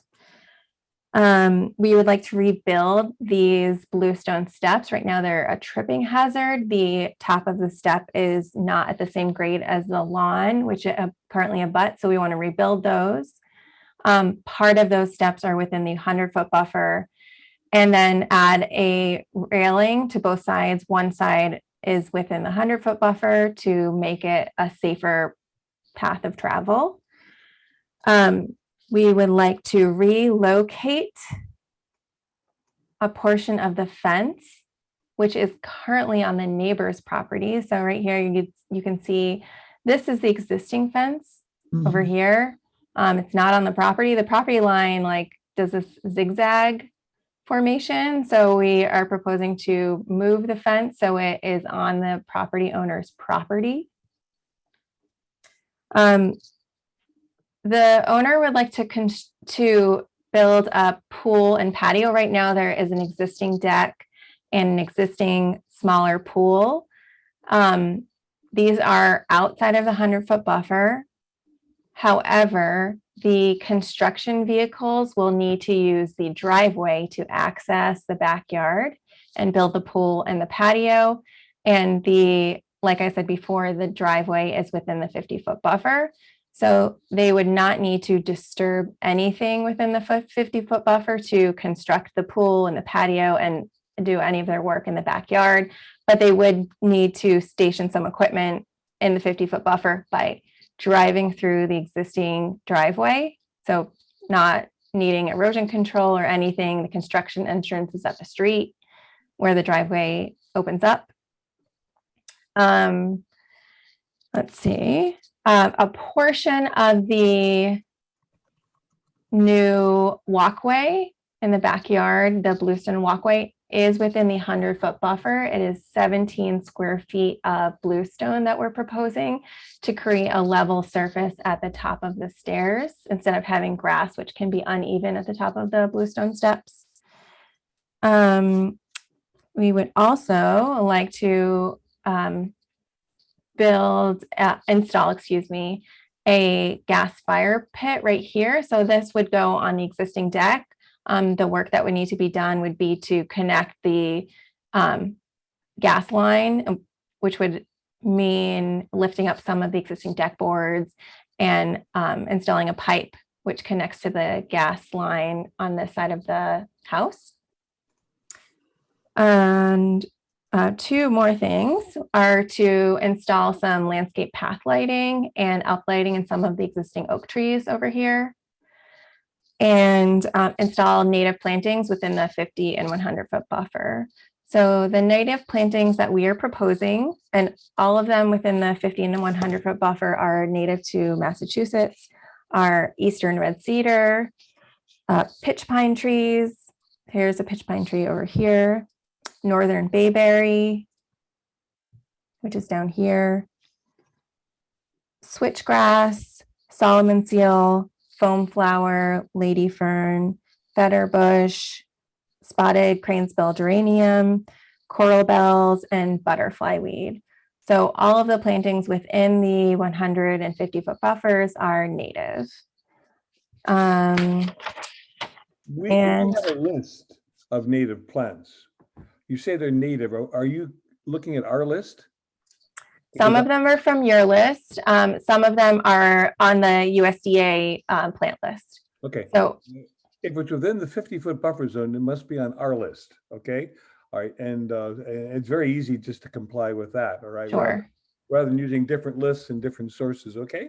That's fine. So that means I believe there are a few plants over here. So the eastern red cedar is on your list, I believe. Yeah. Yeah. And we can easily switch these out. Are any plants being removed? No. Okay. And do you have any photographs of this area here that's in the 50-foot buffer and why that needs planting? Here are some photos of the existing conditions. This right now is the area where you see the flags is where we're proposing to put the emergency generator. It is outside of the 50-foot buffer, but it's fairly close to the gas line that's currently at the house. So we don't really have a lot of space to plant, but we would like to plant some evergreen vegetation, hopefully as somewhat of a wind block. And a little bit of a privacy screen. So we are proposing the eastern red cedar trees there. There isn't a ton of space, but we would like to increase wildlife habitat as much as we can. And instead of just having open areas, we'd like to fill them in as much as we can with native vegetation if possible. Tell me, in front of the house, Mhm. you're facing the ocean. Yes. Do you have a map with a delineation of the coastal bank and where that is? Great question. Our survey does not include the delineation of the coastal bank, and I believe that's because the 100-foot buffer does not encroach into the property. I think that the 100-foot buffer either stops outside of the street. It definitely does not extend into the property. I have a survey, which I'm happy to pull up. But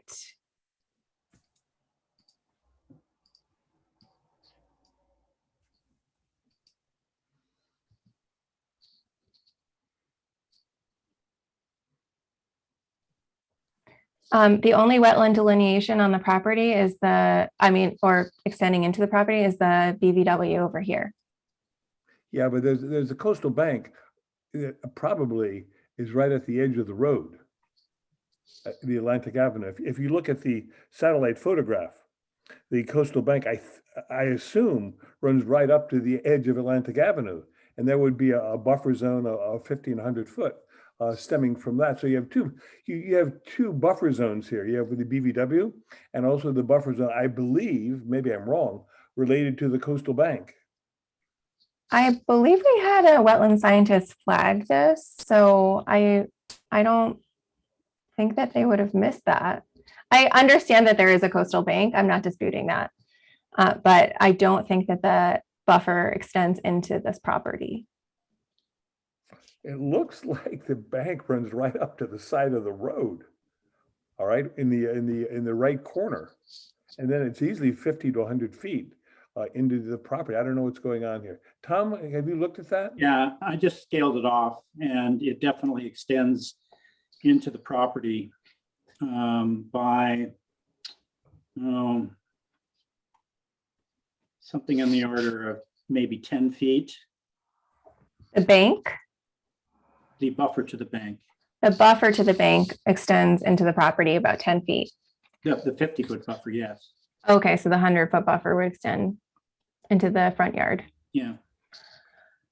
I would have thought you would have come here with a map, a diagram, showing us where the coastal bank is located, and then you'd have the buffer line stemming from that we could have a look at.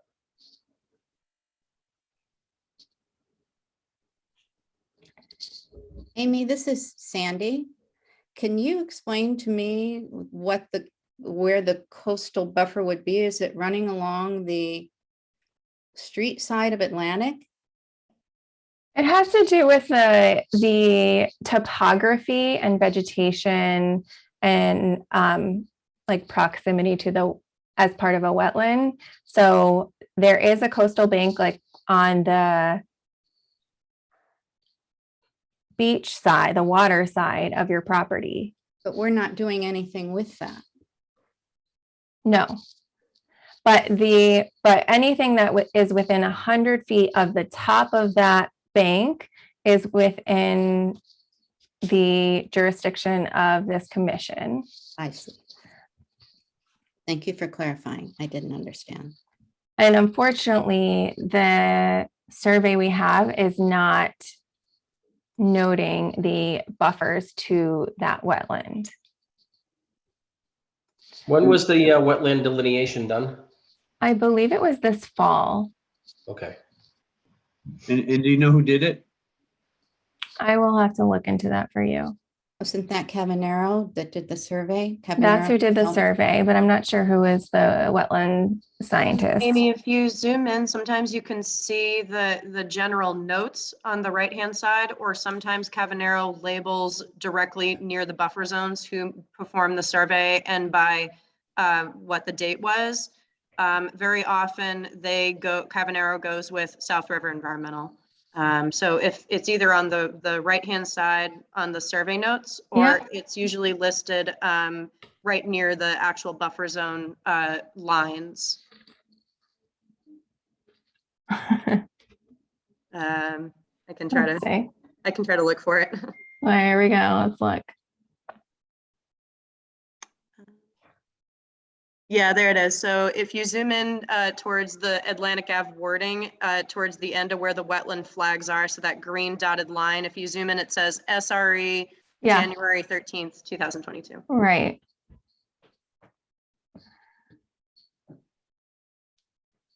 Okay. Well, I think it's fairly clear that there's a concern that there is a coastal bank within proximity to this property that that should show on the plan, and where, how it impacts the work that's being done. The majority of which is I think the planting in the front yard. But we just have to be sure of that and make sure that it doesn't impact anything else. Sure. We're happy to get that on the plan. Okay. I have Is a it couple possible to condition this with like all native vegetation within the 50-foot on from your list? Oh, for the planting that's in the front? Mhm. Can you go back to your plan just to? Of course.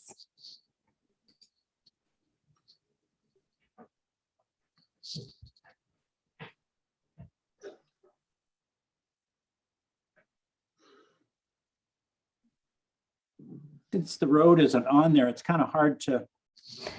I understand that. And see this. this line over here is the road. It really just follows like the edge of this plant bed. There's a concrete wall. Okay. Yep.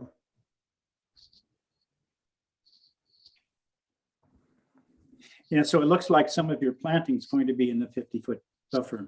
Definitely. And we're happy to switch those out and make sure that they are on your plant list.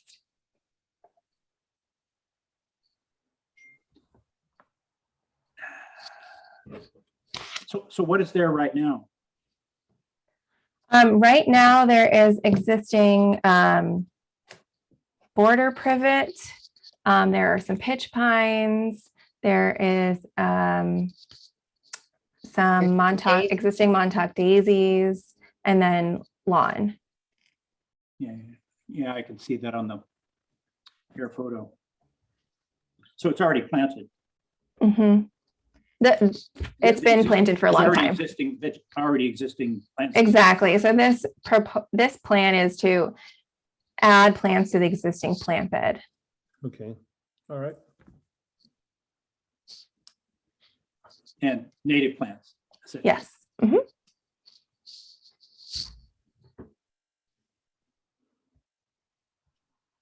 And the lawn remains as is that correct? Yes. Yeah, I don't see any problem with, I don't know that we need to see the lines. They seems fairly clear. It's 5 feet essentially. It's already landscaped. Mm-hmm. Tom, I'm looking at the satellite photo. Do you have any idea where the top of the coastal bank is? Yeah, I'm fairly familiar with that stretch of the coast. Yeah. It really is the seawall would be the top of the coastal bank. Seawall on the house side or seawall? No, the seawall on the bay side. Okay. Even though isn't the what's the terminology? The 100-year storm contour, where's the 100-year storm contour on No, this? that's a good question, isn't it? Because the coastal bank is actually above that. Well, let's see. We can go back and look at our survey. Yeah, I think it's on the survey. That's why I'm Oh asking. yeah, look at Yeah. this. Yeah, AC, what is this one? Okay. Can you expand that? Mm-hmm. Yes. Blow it up? You sure? Give me 1 second. I can never do that. I'm sure you're capable. There you go. Let's get over there. See, the zone AE, if that's coming off the ocean, then Yeah, the velocity zone is on the other side of the road. and then it goes to AO, which we saw at AO, at Eric's old house, last meeting. So my recollection is that's where your wave run up is. Yep. And that AO zone runs, wow, I mean, right up to the house. Yeah. Tom, I know driving by there quite often, I think you've seen it too. It appears the house is actually below the road. No, It is, and water does that's come the into problem. there. It seems to be it's quite depressed between the house and the road. Call it a gully or whatever. Yes. And isn't this the spot where they pile up all the stones that they take off the roadway here? It is. Yeah. That little, right across from the driveway. Right now, there's a big pile of beach cobbles sitting there that DPW has scraped off the road over the winter and stockpiled there.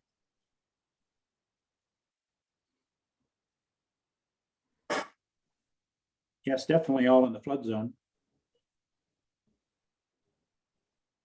Yeah, but I don't think that, I think working from the ocean inward is where you'd have to define the coastal bank.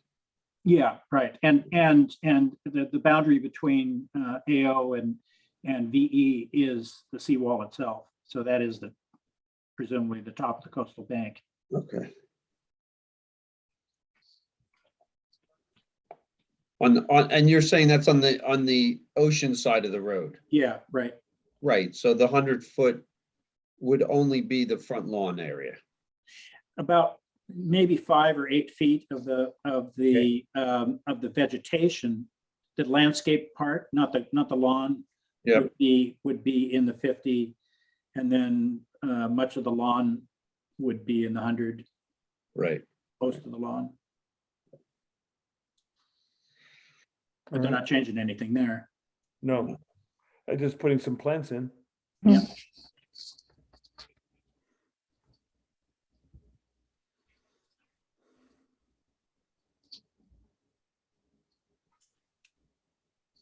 Well, although we would prefer that it's actually on the drawing, I think we can make the assessment that it doesn't really alter No. what's going on, except for maybe some of the species. Right, and that makes sense, and I'm happy to switch all those out to the native plants on your list within the 50. You might want to find those that are most resistant to salt spray, I would think. Do it, necessity for sure. I think, Amy, Tom, that's one of the reasons we are trying to do this. We've owned the house now almost 14 years, and things have deteriorated. We're not used to how all that water affects everything. So that's why we needed to engage Amy Martin and their group to help us do the right thing here. Yep. Charlotte, we have a memo I published about 6 or 7 years ago of recommended plans for coastal banks. Mhm. Really the kind of thing. And you must have a copy. Maybe you could make that available. It's from the Coastal Zone Management Agency. Yep. And there's a long list of the plants. Is that it the, in this type of environment. yep, is it the Coastal Zone Management native plant list? Because I do have that. You can find it online, but Yeah, but there's one that we put together. Oh, okay. Specifically for Cohasset, right? So. okay, I can look into that. Okay, any additional questions or comments? No. I'll entertain a motion.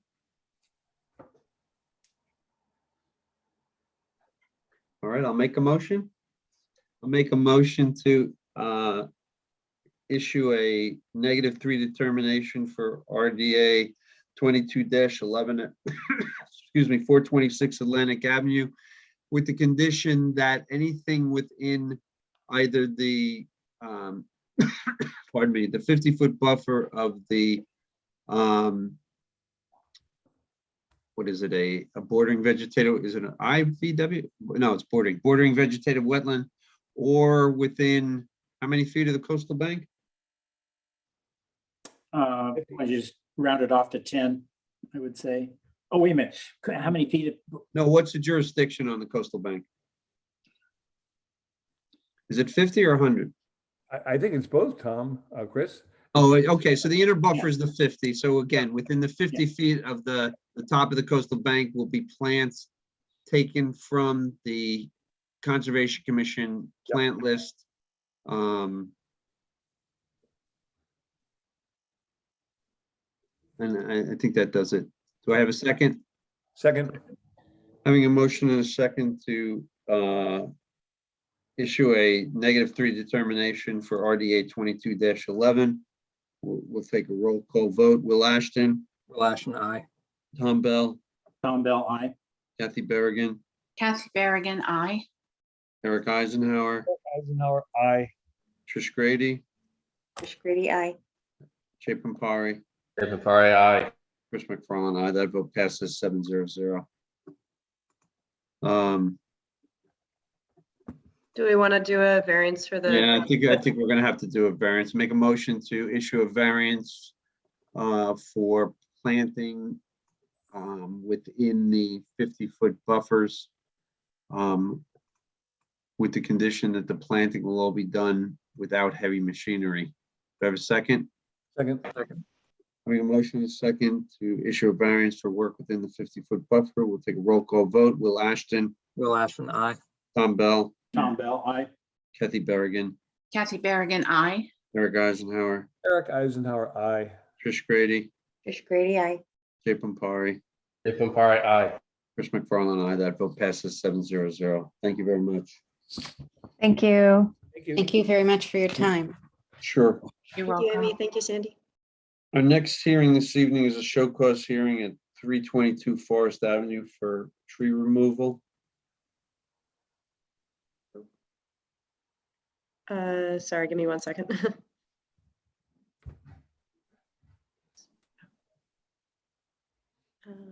There he is.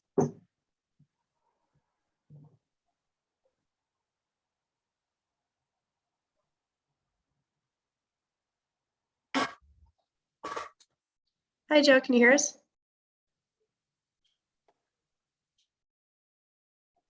You're muted, Joe. Thank you. All right, I'm just got it muted. Can you hear me? Yes, we Hi, can. Joe. Yes, I can hear you. Okay. Sure, I can start. We discussed, briefly during some previous hearings that, I had noted some storm damage that had occurred within the isolated vegetated wetland, which was bordering the Lot 5 Forest Avenue stormwater project that we approved back in April. I was definitely planning to write just an informational letter to the owners, just to go through the stormwater and the wetland bylaws and rules and regulations about any tree removal. But, unfortunately, I was a little too late. I did get a report from one of our commissioners that there was some tree removal activity. So upon confirmation, I did see that some of the trees were cut down. I'm pulling up a photo right now. The logs and the stumps I believe, are all still left in place, and Joe can talk a little bit more about that, but this is the view from Forest Ave from the sidewalk. So you can see that there's a lot of storm damage. In the middle of this photo is the isolated vegetated wetland with the 25-foot buffer around it. And so, we can see that some of the trees had been, chainsawed, and the logs and stuff have been currently left in place. I sent a cease and desist letter with the show cause hearing, and Joe came to, address that. And, we just want to clarify what happened. And, yeah, Joe, do you want to speak a little bit about the activity here? Yeah, sure. Hi, everybody. Yes, so we have a property manager that lives in Hull, and he drives by the property every once in a while just to take a look at what's going on there. During the fall and the winter, he emailed me a few times about the condition of the property right up against the road. And he said that he noticed some trees fell, and some trees were actually, I think, from across the street during a bad storm in the winter, fell down and were actually dragged across the street and kind of put on the property. And later this winter, he asked if if we could do anything about it, because he said it looks like some of the logs could roll into the street. And he told me that I've only been to this property like once. He told me that Forest Ave is a very busy road, and if anything happens with the logs, that they could roll right into the street. And I just asked him, I was like, well, how big are they and how much damage can they do? He told me that they could probably stop a car. And at that point, I just told him, I was like, well, I mean, we need to make it safe. So just, if you could just cut the trees and kind of just get them away from the road so nobody gets hurt. And that's what I asked him to do. And as soon as we got the cease and desist, you know, I just told him to give the person the call that was doing the work to stop immediately. Okay. Are there any other photos or Charlotte that you can share with us?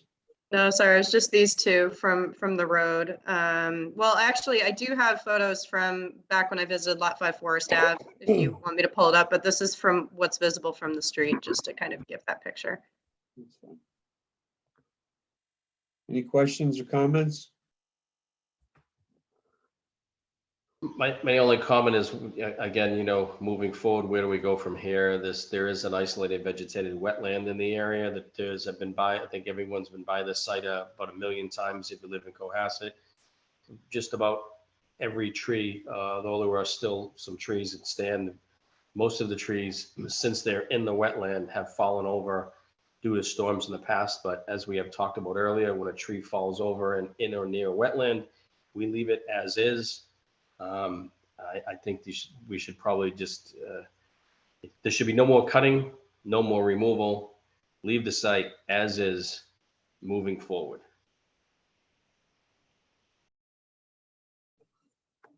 I agree with that. The trees are not doing it any harm whatsoever. I understand, obviously, if there was a tree that was next to the sidewalk or next to the road, obviously you want it moved, but from what I see, the cutting in there is nowhere near the road. Doesn't need to occur, doesn't need to be any cutting occur, and just leave the site as is and let nature take over. Yep. Great.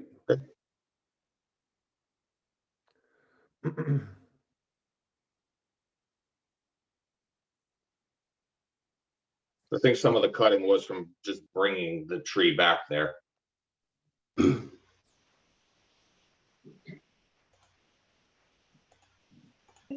Anyone else? No. No? Great. Okay. Thank you, Joe. We appreciate your time. All right, thank you. Do I need to talk to you again, Charlotte, later this next week, or? No, yeah, but if you have any more questions, definitely feel free to reach out to me. I'm happy to, answer them. Okay. All right. Thank you very much, everybody. Thank you. Thank you. Our next hearing is also a show cause hearing for 559 Jerusalem Road, which also has to do with tree removal. So I'm promoting Sean Murray, who's actually from the town on this one. Sorry, give me one sec. Hi, Chris, can you hear us? Chris, you're muted. Can you hear me now? Hi, yes, we can hear you. Great. Okay, so I'll start a little. I received actually several reports. This was all around the same day with 322 Forest and some of the other show cause hearings that we went through. I received a report of, that there was a large tree on Jerusalem Road being cut. So I did drive to the site and Malt B tree crew was on site. Sorry, I'm just pulling up a photo now. Unfortunately, I, for some reason, could not find my photo of when the tree was cut, but this is the tree in question. So it's right in front of Jerusalem Road, and it is in the town right away, which, as you know, Jerusalem Road is a scenic road. So the tree has now been cut down. And so I talked to the Malt B tree crew that, they had discussed this with Chris, Chris and our tree warden to, that it was okay to take it out. But, upon further confirmation, I looked at the site plan from their 2021 RDA. This tree is within the 100-foot buffer to the coastal bank and possibly within the 100-foot buffer to a bordering vegetated wetland, which is on the right side of the property. So this was definitely a little bit of miscommunication between the town, the property owners, and me as the agent. That this is town right away, and there are exceptions. Chris, correct me if I'm wrong, but there are exceptions to tree removal in a town right away without a permit if it's dying or hazardous. That's correct. Okay, and so the one thing that was just left out here was just notifying me as the agent. I spoke to the property owners. They're definitely a little, flustered that, they thought they got all the necessary permissions. So that's why they requested that Chris come to kind of clarify anything else that happened here, and to see if the commission has any input on, what the property owners and maybe even the town could do, in these types of situations when you're dealing with scenic road stuff and conservation jurisdiction. So Charlotte, who removed the tree, the town or the homeowner? So sorry, thank you. Yeah, that's a good question. So the property owners paid for the tree to be removed by Maltby Tree Company and discussed it was okay with the tree warden and with Chris to take out the tree. Okay. And then the only part that was left out was just that conservation was not notified. And the health of that tree was failing, Chris? Yes, it was in decline. We've been monitoring it for the last 3 or 4 years.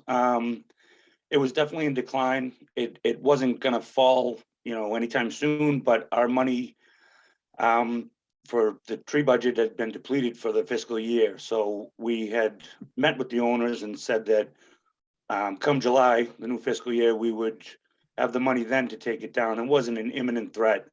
And the homeowner said that they were willing to do it, and they didn't say when it was going to happen. So that was the communication breakdown. It was that they were going to do it, and I was not notified when, so I didn't submit anything to the planning board for it being a scenic road or conservation.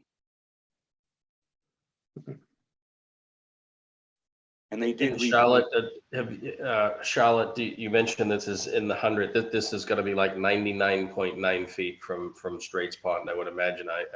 Again. Yeah, it's pretty much just within the 100 or right on it. I can pull up a site plan if that's helpful, because I was looking at their site plan that they sent.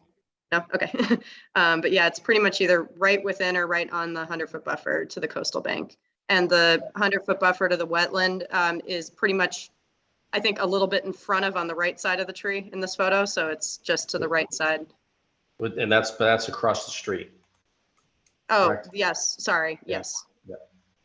So if this were 101 feet, would it even be in front of us? No. Okay. It's pretty much right on the edge. So that's why. Yep. Yeah, but it would be in front of planning, wouldn't it, because it's a scenic road? Yes. Yeah, and there's a I don't know the exact wording, but Chris, is it when it's a safety hazard or when it's a dying tree, is a special permit not required from the planning board? That's correct. Yes, the town arborist, it's called Chapter 81, I believe.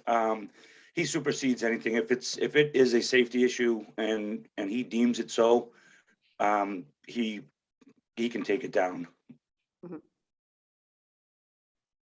Well, Charlotte, you just have to talk to the other employees in town more. Yep. That's all.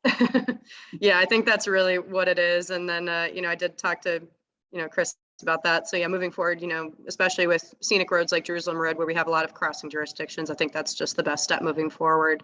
And we'll be more communicative. Yeah, it won't happen again.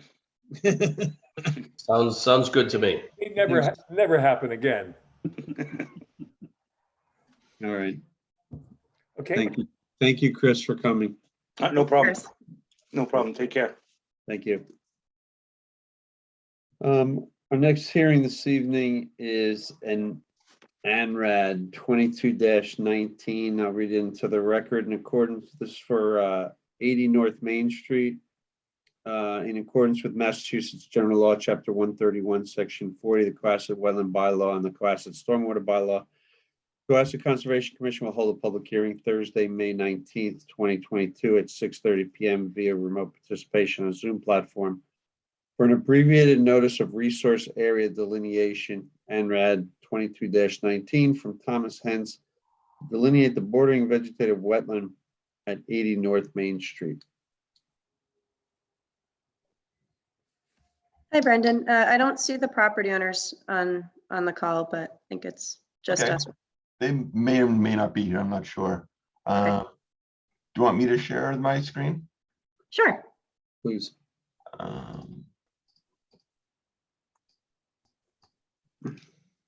So Brendan Sullivan with Kevin Arrow Consulting, here representing the owner, Thomas Hentz. I believe, so I think the notice that we're doing an ANRAD for a bordering vegetated wetland is actually for a coastal bank, as well as the floodplain. So the area with delineating is this is 80 North Main. It abuts Little Harbor to the north, residential property developed, a lawn area in the rear yard that goes pretty much from the existing dwelling down to retaining wall that borders Little Harbor. So as per the coastal bank policy 92-1, we took some transects and delineated the coastal bank. It follows elevation. There's a flood zone, elevation 12, and a zone X just beyond that as the land rises up the lawn towards the house. So on the westerly portion of the property, the coastal bank follows elevation 12. And then as it heads to the east, the slope gets greater than 10-1. So there is no coastal bank. So the bank jumps back to the seawall back here on Little Harbor. So we have the associated 100-foot buffers from those, 50 and 100 from those as well. Really, that's about it.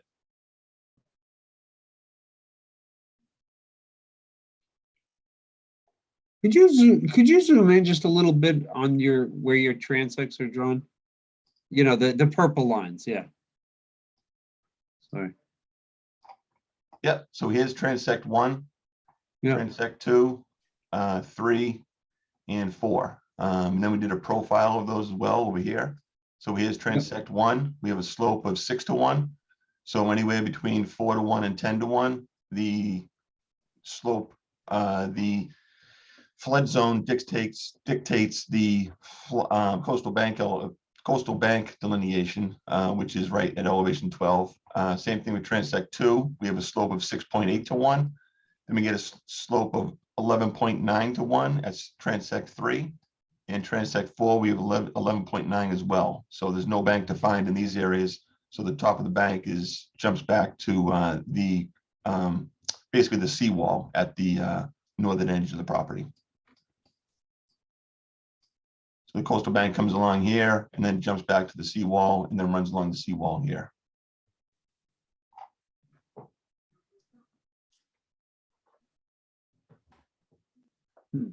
Brendan, is there a future project in the works with this house? Yes, or this- it'll either be in addition to the house or possibly a tear down rebuild. I'm not exactly sure.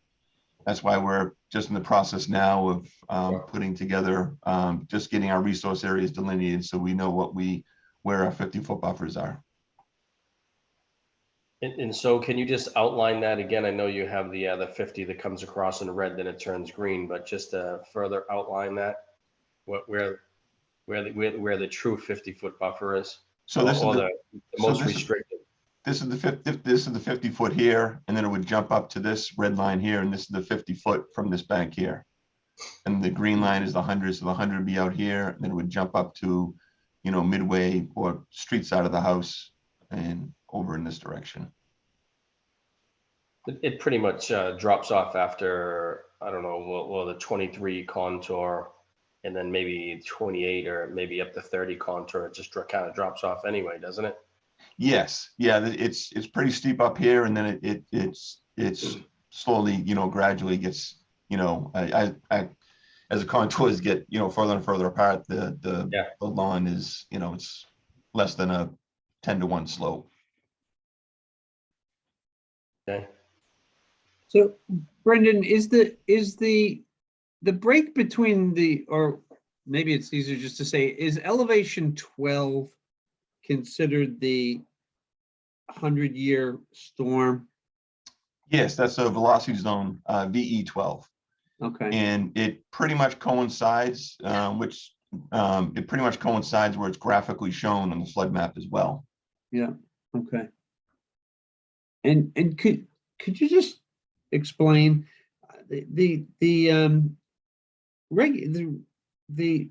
state regulation 310.10.30 says that the top of the coastal bank is defined as the first major break in slope above the 100-year storm event. So when they coincide, when the break and the 100-year coincide, then those lines match. Is that correct? Yeah, so the WPA really doesn't define the first major break. This Okay. policy 92-1 does, which is this diagram here. So you can have multiple banks, you can have multiple resource areas. We always define obviously the most landward edge of one. So in this case, when the bank is, when the slope is greater than, when the slope is between 4 and 10 to 1, the bank is the coincides with the floodplain. Now, if this bank was 1 to 1, 2 to 1, or steeper, we would keep on going up the top of the bank. So if the floodplain was, say if the floodplain was elevation 20, well, our coastal bank would probably come up to, the back of the house. But down in here, we have the floodplain elevation 12, and our slope is at elevation, our slope of the terrain at elevation 12 is 6 to 1. So Right. whereas between 4 to 1 to 10 to 1 is at the floodplain elevation. And that's the same situation with, the transect number 2. Transect number 3 is when you have a slope greater than 10 to 1. There is no bank, and you go back to the seawall. Gotcha. Okay. No bank exists when it's greater than 10 to 1. Okay. Thank you. Mr. Chair, we have 2 comments in the Q&A feature. They did confirm, the anonymous attendee confirmed that it's Virginia Brophy from 16 Beechwood Street. Do you want me to read those quickly? Sure.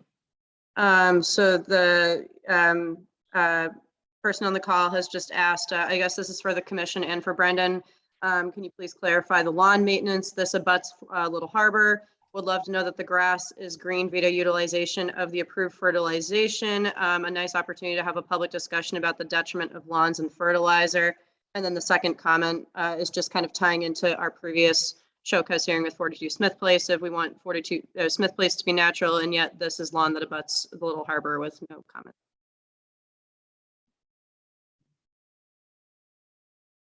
So I'm sorry, is there a question there or just comment? I believe it's just a comment about the lawn maintenance and just kind of pointing out that this is a lawn that goes all the way up to the seawall, and, just kind of tying back to our previous conversations about wanting Smith Place to be natural, but then this is, beautiful lawn. So I don't know if Brendan, if you can speak a little bit about the current use of any, lawn maintenance, or if the commission has any comments about that. I also have photos if it's helpful to see what the site looks like.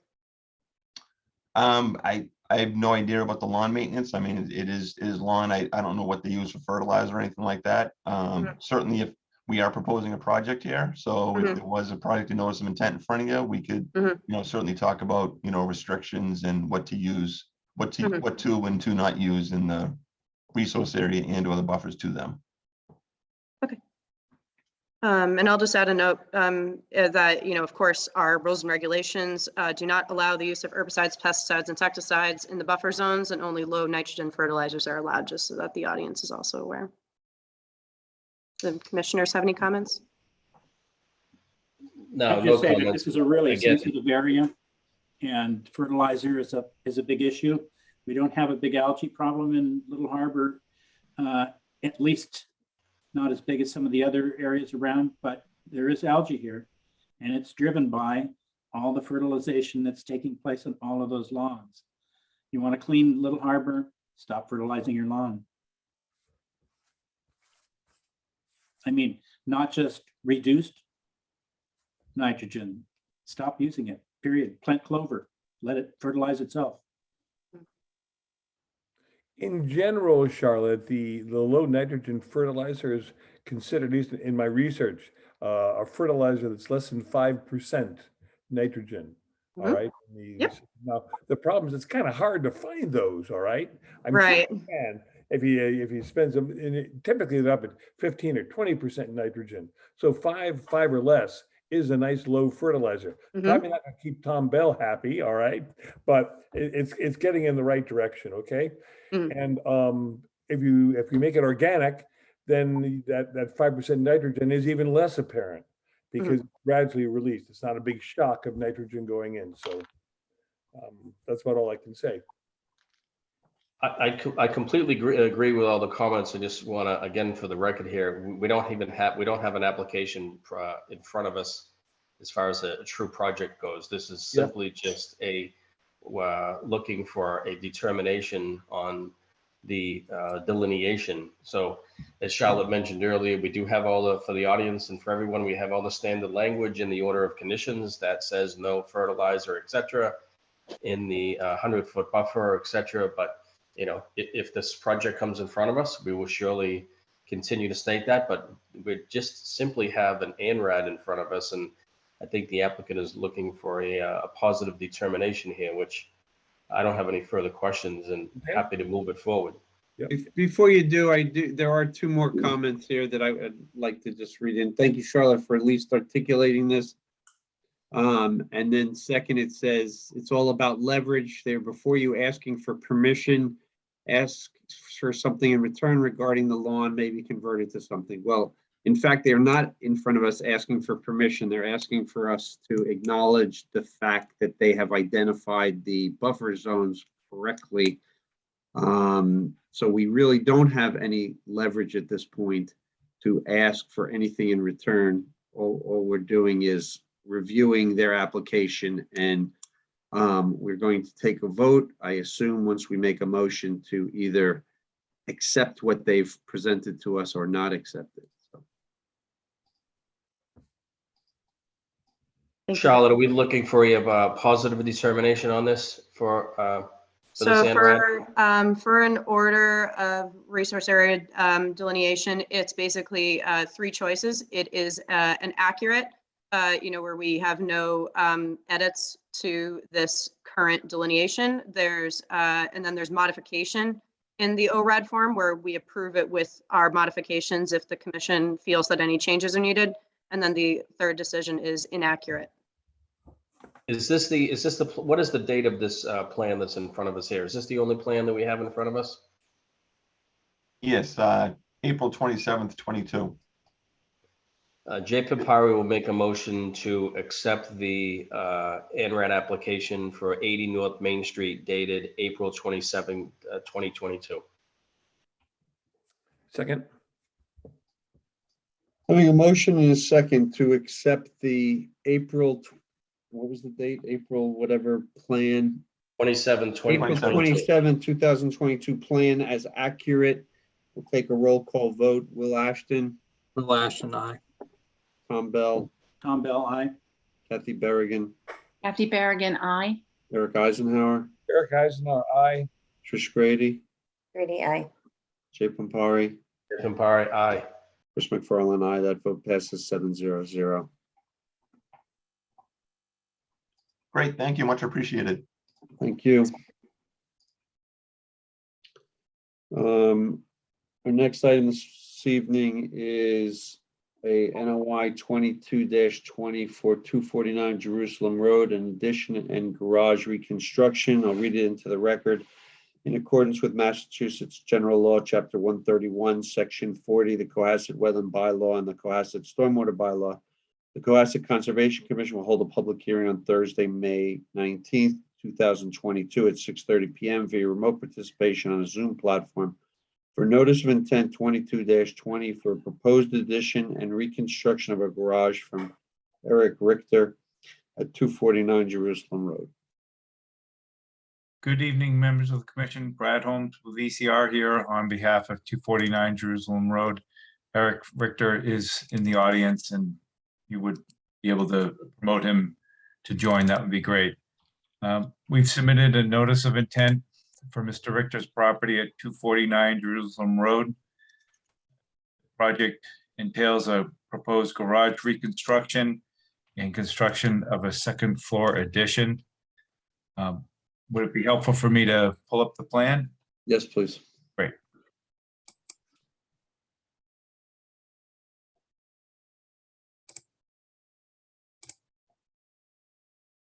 Can you see my screen? Yes, we can. Great, thank you.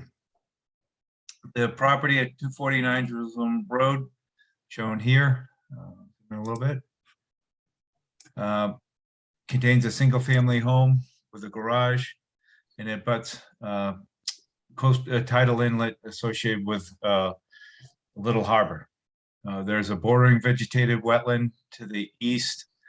There's a flood zone, elevation 10, and because of the flood zone, there's a coastal bank delineated here in the dark line, similar to what we were just looking at in the plan.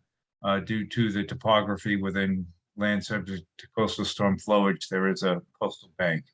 The coastal bank isn't a sediment producer, but it's a vertical buffer to storm damage or storm impact, and it's associated with the 100-year flood zone. So what we're proposing to do is to reconstruct the existing garage and construct a second floor addition over the existing garage. The existing garage here that sits on the site now is located in this region. And what we're proposing to do is reconstruct the garage so that actually it's a smaller footprint than exists now. There will be new stairs coming out of the back of the reconstructed garage. And there'd be a proposed second floor addition to the garage, which would overhang the existing driveway and cobble apron. Associated with that would be new entrance stairs and reconstruction of the stairs that exist now. I do have some photos that may be helpful for the commission that I'll pull up. That's the existing garage. As you can see it now, it's within the buffer zone, as I said before, to the bordering vegetated wetland, and the coastal bank by topography comes very close to the site. We are fully within the buffer and the 50-foot buffer. You can see the garage that it sits now with the roof deck on top, and that's where the second floor addition would be proposed. Again, a close-up of the existing structure. So that's the driveway side of the existing garage. The second floor addition is cantilevered over the existing garage, so that would be extending over the footprint of the existing driveway and cobble apron, and this area here where the stairs come out from the house would be reconstructed and reconfigured as shown on the site plan. I'll bring the site plan up again now that you can visualize the project. So in total, there's actually a little bit of a reduction of structure footprint within the buffer zone, within the 50-foot buffer zone. The project has been designed to stay within the existing structure footprint and move everything away, and is located over existing driveway and cobble apron. In total, there's approximately, I think it's 240 or so square feet of new project area proposed as far as impervious area. So we're under the thresholds for a stormwater management plan, and we would propose so that prior to the start of work, we'd have erosion controls installed, and we'd follow any of the conditions that the commission would look for, and obviously restabilize the area so that it is as it is today. So I think that we've tried to design the project to minimize impacts and stay within existing footprints and respect the minimization of any new work within the buffer zone. So that at this point, I'll ask the commission for any comments and continue from there. Brad, it looks like there's also a new deck in the back. Is that part of the project as well? There's no, this piece here is the existing building. No, on the Yeah. back of the house, it just says new deck, and in the background, it says wood deck. Is that just a replacement of an existing deck? Proposed, I'm sorry, Up the existing house. I'm sorry. You're correct. Here, there's an existing deck, a new deck is proposed off the back of the house. You're correct. Hi, this is Eric Richter. There's a deck there now, so that would just replace the existing deck that is there now. So is that just the deck boards or the posts and the footings as well? Yes, they'd probably put in new footings, but I mean, it's over where the existing deck is. There's no expansion of a deck whatsoever. It's just putting in a new one. And it's elevated already. Yeah, it's elevated. It's you can go underneath it, so that's not going to change. So Brad, this is basically a complete raise and rebuild here for the existing garage. Correct, generally. There is a second floor extension, and that's to the extending over the driveway, but actually reducing the footprint closer to the wetland resource areas. And it's still going to be on slab. The garage is going to be on slab. Eric, I'll let you answer that. I believe so. Yeah, there will be a slight, a very small addition to a what do you call it? Foundation, kind of where you see the same width as where you see the stairs going up and going down. So they will add a new foundation there. The rest of the garage will still be on slab. Just the garage is in pretty bad shape, so it has to be rebuilt. And then what do we have here for erosion controls? Silt bar, I see if maybe just blow that screen back a little bit. Is it a 12-inch silt sock, 10-inch silt sock? What do we have for erosion control?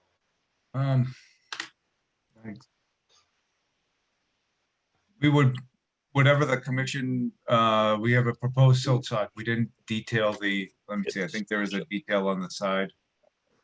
12-inch diameter silt sock. Okay.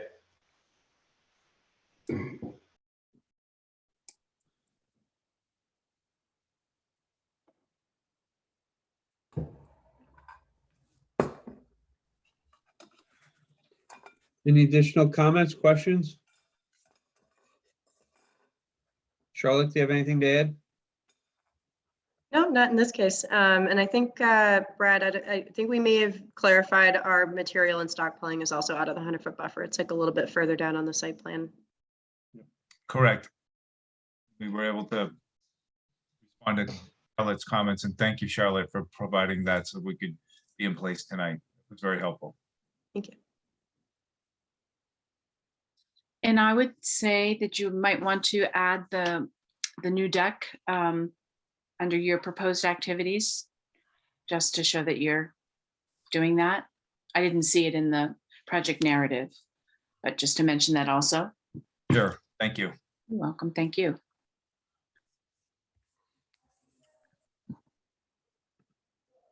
Anyone else? I'll entertain a motion. J. Pimparo make a motion to issue an order of conditions for the project at 249 Jerusalem Road with the following conditions. One, that the site plan, a revised site plan be submitted by 1 week from today, close of business 5/26, to reflect the narrative language in the plan that comments were just made, to reflect the new deck. And then secondly, given the close proximity to the harbor, in addition to the silt sock, I would like to see a silt fence behind the silt sock to additionally capture any potential sediment or anything for that matter. So 2 conditions: the revised site plan be submitted to the commission, close of business 1 week from today, to reflect language about the new deck, and the addition of, in addition to the 12-inch silt sock, a silt fence be added to the plan. Berrigan, second. Having a motion and a second to issue an order of conditions for 249 Jerusalem Road. We'll take a roll call vote. Will Ashton, Will Ashton, aye. Tom Bell, Tom Bell, aye. Kathy Berrigan, Kathy Berrigan, aye. Eric Eisenhower, Eric Eisenhower, aye. Trish Grady, Grady, aye. Jay Pampari, Dave Campari, aye. Chris McFarland, aye. Can I have a motion for a variance So moved. and a second? Second. Having a motion and a second to issue a variance for work within the 50-foot buffer. I'll take a roll call vote. Will Ashton, Will Ashton, aye. Tom Bell, Tom Bell, aye. Kathy Berrigan, Kathy Berrigan, aye. Eric Eisenhower, Eric Eisenhower, aye. Trish Grady, Trish Grady, aye. Jay Pampari, Dave Campari, aye. Chris McFarland, aye. That vote passes 7-0. Thank you very much. Thank you Thank very you. much. Thank you. Sorry for such a long night. Okay, our last hearing this evening is NOI 22-13 and Stormwater Permit 22-10 at 44 Little Harbor Road for an addition and a pool continued from May 5th, 2022. Mr. Chairman, for the record, I spoke with Charlotte earlier this evening. I was not present for the 421 hearing. I was also not present for the 5-5 hearing. Given that I missed 2 of the meetings, I'm going to recuse myself from this hearing. Okay. I believe the issue on this particular property, if I'm not mistaken, is really had to do with some test pits. I don't know if there's any other issues that, No. but we'll start with the test pits and kind of go from there. Sure. Yeah, so we have Deb Keller from Merrill Engineers and Land Surveyors, who was hired by the town to conduct the peer review and do additional test pits. And she did her soil logs and sent them to the Conservation Commission. Yeah, Deb, you're also welcome to share your screen too, if that's helpful. I didn't, Oh, that's okay. I can pull it up I don't if have that's the easier. document. If That's you don't okay. mind. That's all right. I'll pull it up for you. Thank Hold on, you. give me 1 second. So I'll start talking while you pull that up, if that's okay. Sounds good. So I went out to the site on Tuesday, May 17th. It was a sunny day, so we took two test pits in the locations of where the roof dry wells are proposed on the plan. One to the right of the existing home and one to the left, which is near the current driveway. This right here is the first test pit to the right of the home. And so you have a very kind of a deep A horizon with sandy loam, sort of the a lawn. It might have been a little bit of fill when they constructed the home itself to grade around the property. 18 to 30 inches is your B horizon, transition from your organic materials in your A down to your C or parent layer, which I determined to be loamy sand. The hole went down to 77 inches.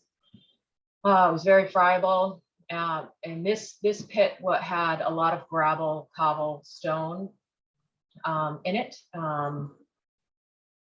I didn't see any modeling. There was no observation of groundwater weeping in the hole or dampness in the hole when it was excavated. That one's pretty straightforward. If you zoom to the end, I think I had a few photos. I took a photo of the hole as well as the soil pile. So this right here is just showing you the two locations. So this is test pit 1, TP1D, so very close to that infiltration system. And then one over near the driveway was the second. Slide down a couple more, yeah. So just giving, I provided the background. So this is test pit 1. I think in the upper left-hand corner, you can sort of see the transition from the lawn area soil. Yep, perfect.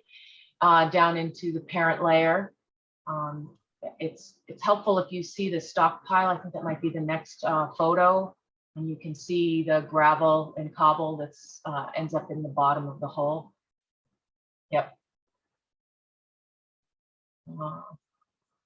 I think that I was trying to get the transition so you could see the transition from the organic down into that B layer there. It's nice and sunny, so a lot of shadows. The next hole might, our next photo, there you go, there's your stockpile. So that's the material. So you can see a lot of cobble stone in there, but still consistent sandy, excuse me, loamy sand in that parent layer. I think that's it for photos on that one. So we went to the second pit to the left of the driveway. Yep. So here it looks like they had to, I'm guessing here because I saw approximately 36 inches of fill. So it was nice clean gravel with the loam on top. So I would anticipate that they had to grade more on this side of the home when it was constructed. Then you could actually see the buried A layer just below that. Hopefully my photo should come out well where you can see that dark layer. And then you go into your B layer and then again the C layer. I think it might be the next one. Yeah, so this photo you can see on the top you have your loam area, and then you have nice gravel. And then right on the bottom of the photo you see that darker area, so that's your buried A layer. So that's why I'm assuming that they had to fill during the construction of the home, originally. And then you can see the transition within the second B layer down to your original C parent layer. Again, this hole was loamy sand. It did not have as much cobble gravel in it. It had a finer consistency, but still within the loamy sand, I guess, determination. This hole we went down 92 inches. And if we scroll back to the photos, there's some photos there again. Yep, so that's the hole again. No weeping here, no signs of modeling, and no observed groundwater in the hole that I saw during the test pit. I think there might be a shot, one or two of the piles, soil piles. So you can see it's definitely no larger cobble in here. Still some gravel, but not the larger cobble that you saw in the other test pit. There might be one other pile picture, not sure. Did that? No, I guess I didn't. No, that one looks like it got too big, but you can see there the gravel, a little bit of cobble in there, but definitely not as much as you had in the first test pit. I'm happy to answer any questions.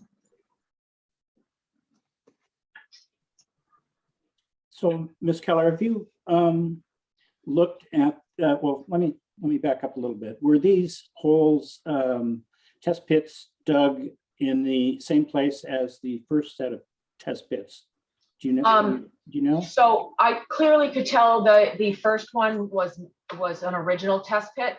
The second one was on the edge of the original test pit, and I could see it on one end. So we had them push out on the other end so that I could get a clear, clean evaluation. I think you can see on this photo here, what's in front of you, I think was the original test pit because the material was mixed up here and moving towards, it's probably not the south, but to the top of the photo was the original test pit. So I had them come towards the bottom of the photo or towards us so that I could actually evaluate that end of the pit and make sure that I was evaluating the natural material. So in between the time that you've done this and the original ones were done, there's quite a change in the soil moisture. Yeah, and I saw that from those initial photos, you could see it. I almost thought it was raining when they were doing the test pits by looking at them. I was honestly shocked to see that I didn't get any. I mean, in this one, we went down 92 inches and there was no weeping, no indication. I even looked around a lot of the stone to see if there was any mottling, no indication of mottling. Or water. We had them open for half an hour or so, no buildup of water at the bottom of the hole. Yeah, So it my looks fine. assumption can be that it, if it was raining the day before, before the test pit, I've had this happen on previous test pits where now you have the water that's in the ground slowly, infiltrating down. And if you start digging that, you're going to get that flow through those sides of the pit during that process. But it obviously doesn't sit in the ground long enough to provide any mottling or staining for us to see. It flows through pretty quickly. How about what's right in the picture here? You don't think that's modeled? Well, this one is interesting because this is showing you that there's fill above a buried A layer. So that's where that darkness comes in. And then the orange layer just below that is actually the B layer, which is where you have the, it's like bleeding of the organic, which stains the parent layer for that B layer before you get into the C or parent layer, which is your natural layer, which is the one you really want to focus on. But obviously you're looking for mottling or any restriction, but there was no indication of mottling. That's just the orangey staining that comes through that you would see in that second layer B horizon. So what would you call that orange? The origin of that orange staining? That comes from that organic layer that's just above it. So as the water filters through all the organics that are on top, I'm drawing a blank.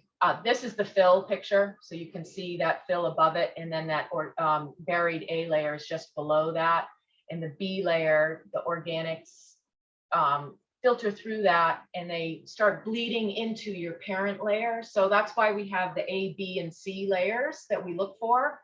The A being typically it's your loam as your top layer. Then you have what, usually we call it a BW layer. It's weathered, is just that transition layer between your organic layer and your parent layer below.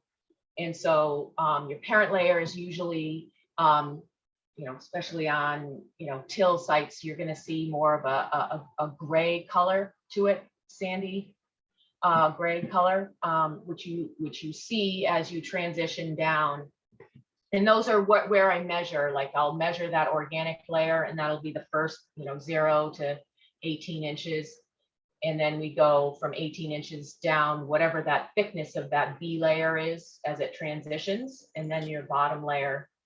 And sometimes we break up the parent layer. You could have 2 different types depending on the stratification of the soils. In this case, both pits were relatively consistent. The only difference was the second pit had the fill on top and had less cobble, stones, and gravel within the C layer. So you don't think that it's iron oxide then? Is that what you're telling me? No, because with modeling, you would see it in thinner stratifications, or like, again, I was also looking, sometimes you'll find it around the stones that I search the pit when they dig out and stockpile and look at the stones to see if there's any staining or oxidation is perfect. Around the stones, because a lot of times that's a good indication that you have it in the hole. I did not find that here. Would you back up that picture to the one before? Yeah, keep going. Keep going back. Yeah, there. You don't think those are iron oxides coloring that? Looks like rust to me. No, it's actually the because it's definitely the soil. It's actually Talking about the right side of the pit here. the right side of the picture. That's kind of a little deceptive because that right-hand side is that fill. And just below that, you have your buried A, and then you have your B again. So this is what you think is fill, this what I would Up where, what I would call an iron oxide stained material soil. That You where, think that's fill? that is definitely fill. On top of, That's a strong statement. How do you know it's definitely fill? because you can see, if Charlotte, you can move your cursor over directly right to the left there, you see that darker layer just at the top of the pit there. Yeah. That carried around, I think the other photo I tried Oh, to. I see what you're get it. saying. Yeah, okay. So that's your buried A layer again. So Yeah. anything above that is you can feel confident that someone put that material there. So you think there's fill on the right side of this and no fill on the left side of your trench here? No, there is. It's, you know, it's a sunlight thing as well with the photo. I think you're not getting the same coloration of the way that the sun was hitting on that. Well, it's interesting because the same layer of iron oxide shows up pretty clearly in the first set of photos. And it's showing up here as well on the right side, certainly. So, but the B layer is not modeling. We don't define that as a modeling layer. That's only the transition between your A and your C layers. So what you'd be looking for is more stratification of spots where you'd have, you know, a deeper, you look for a deeper iron oxide stain, so a deeper orange, and you also look for depletions, which means you're going to want to see spots where it almost looks like you've got sand in that layer, because you're going to now get something that's closer to a grayer, where that iron oxide, the iron has been depleted. So you look for both of those in there, but obviously the easiest one to locate is your modeling or the iron oxide staining, but that's not what you see in this picture. Yeah, it's a little difficult to explain without actually being at the site. If you switch, and just so you understand, in this hole too, you are right next to where the driveway is, where there's a side slope. So I would, in the fill side or the right side of this photo is the side to the driveway. So that would be the side where I would anticipate more fill. And on the left-hand side, there's less of that fill layer because it's sloping down towards the property line. I apologize, I don't think I got a photo of that side, but there is still some fill on above that A layer as well, on the left-hand side of that photo. So it looks like the bottom of the pit, the color is quite different from this zone above it, whether it's fill or whether it isn't. Yes, it is a different material because that fill looks like gravel, you know. Well, not only gravel, but you can see the color here is, it's a reduced color, right? It's iron in almost all minerals. Yeah. And when it's reduced, it tends to be gray or green. Right. And you see your parent layer is typically a more reduced color that you see here. Yeah. And then above that, there's an oxidized layer. Is that right? Because you have your A layer, which is typically your organic layer, which is your top surface layer. And then you have that, what we call the B layer, or a weathering layer, which you have natural bleeding through from the organics down through to your parent layer or your C layer. But that's not the same thing as modeling or determining seasonal high. It is just another transition layer of the soil conditions that are out there. So in your experience, is there always modeling? No. Okay. And so if there's no modeling, how do you know what the seasonal water table is? If, for example, in a case like this, it hasn't rained significantly in a month, And the seasonal water table would have been sometime in January or February, maybe March. So how do you know if you don't see any evidence? There's a couple of ways to do it. I mean, I think in this case, you have some soil testing from a wet period, because we obviously see weeping in the holes. So you can determine it that way by taking second test pits and evaluating it. Or if these were the only pits that we had, we would go with the bottom of the hole in a design and use that as groundwater.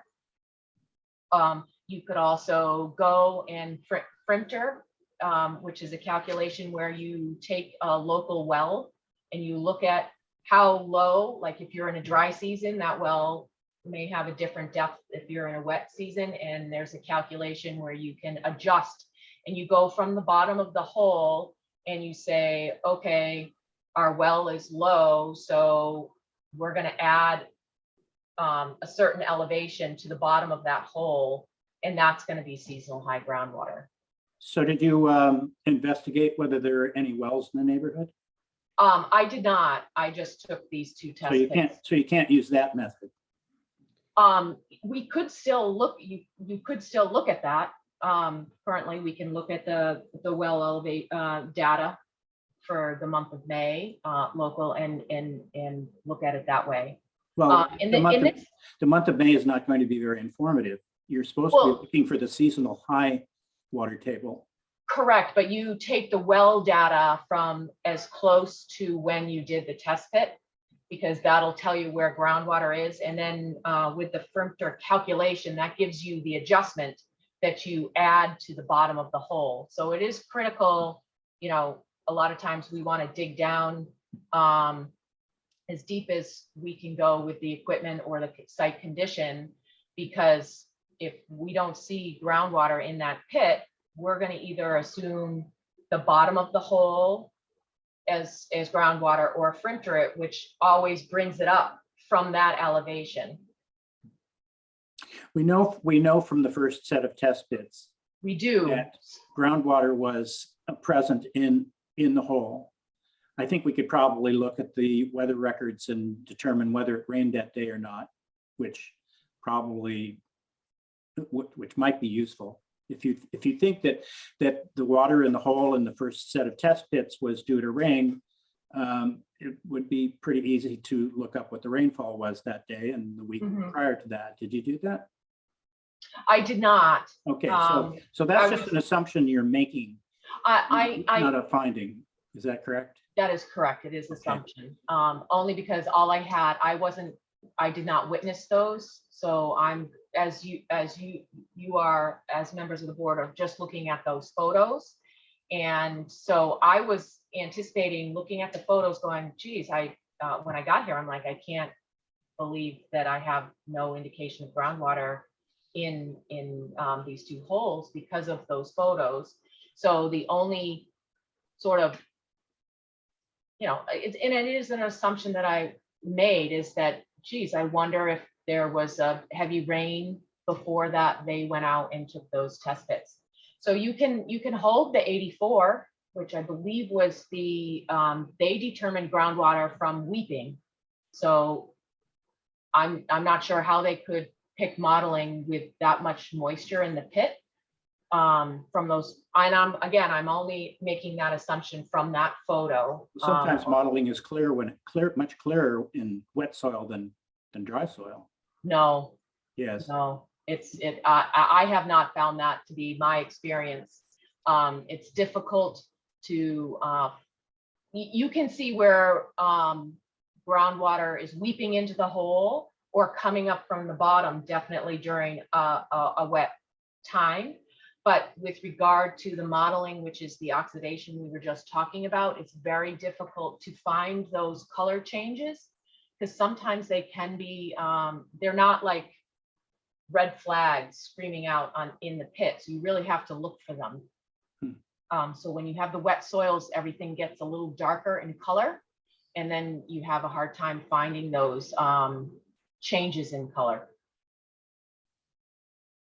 Well, one thing it is clear, the drainage is good there. Yes, If it's- yeah. If it's drained this much in 2 months, then it would seem that it's percolating pretty quickly. I would say that,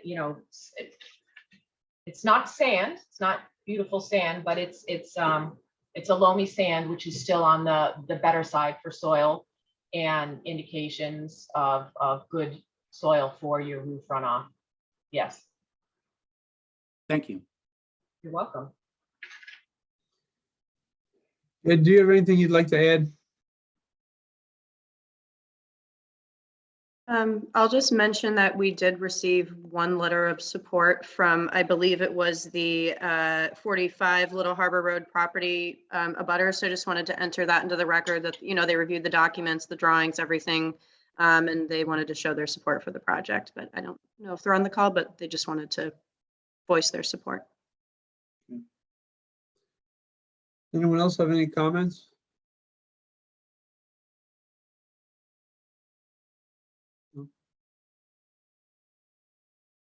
Does anyone want to see the plan again or anything? No?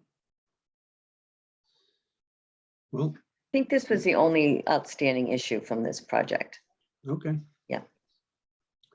Well, I'll entertain a vote. Oh, sorry, I was gonna say, I'll just note that the site plans were just administratively updated to show the location of where the new test pits were done. So that's it. Okay.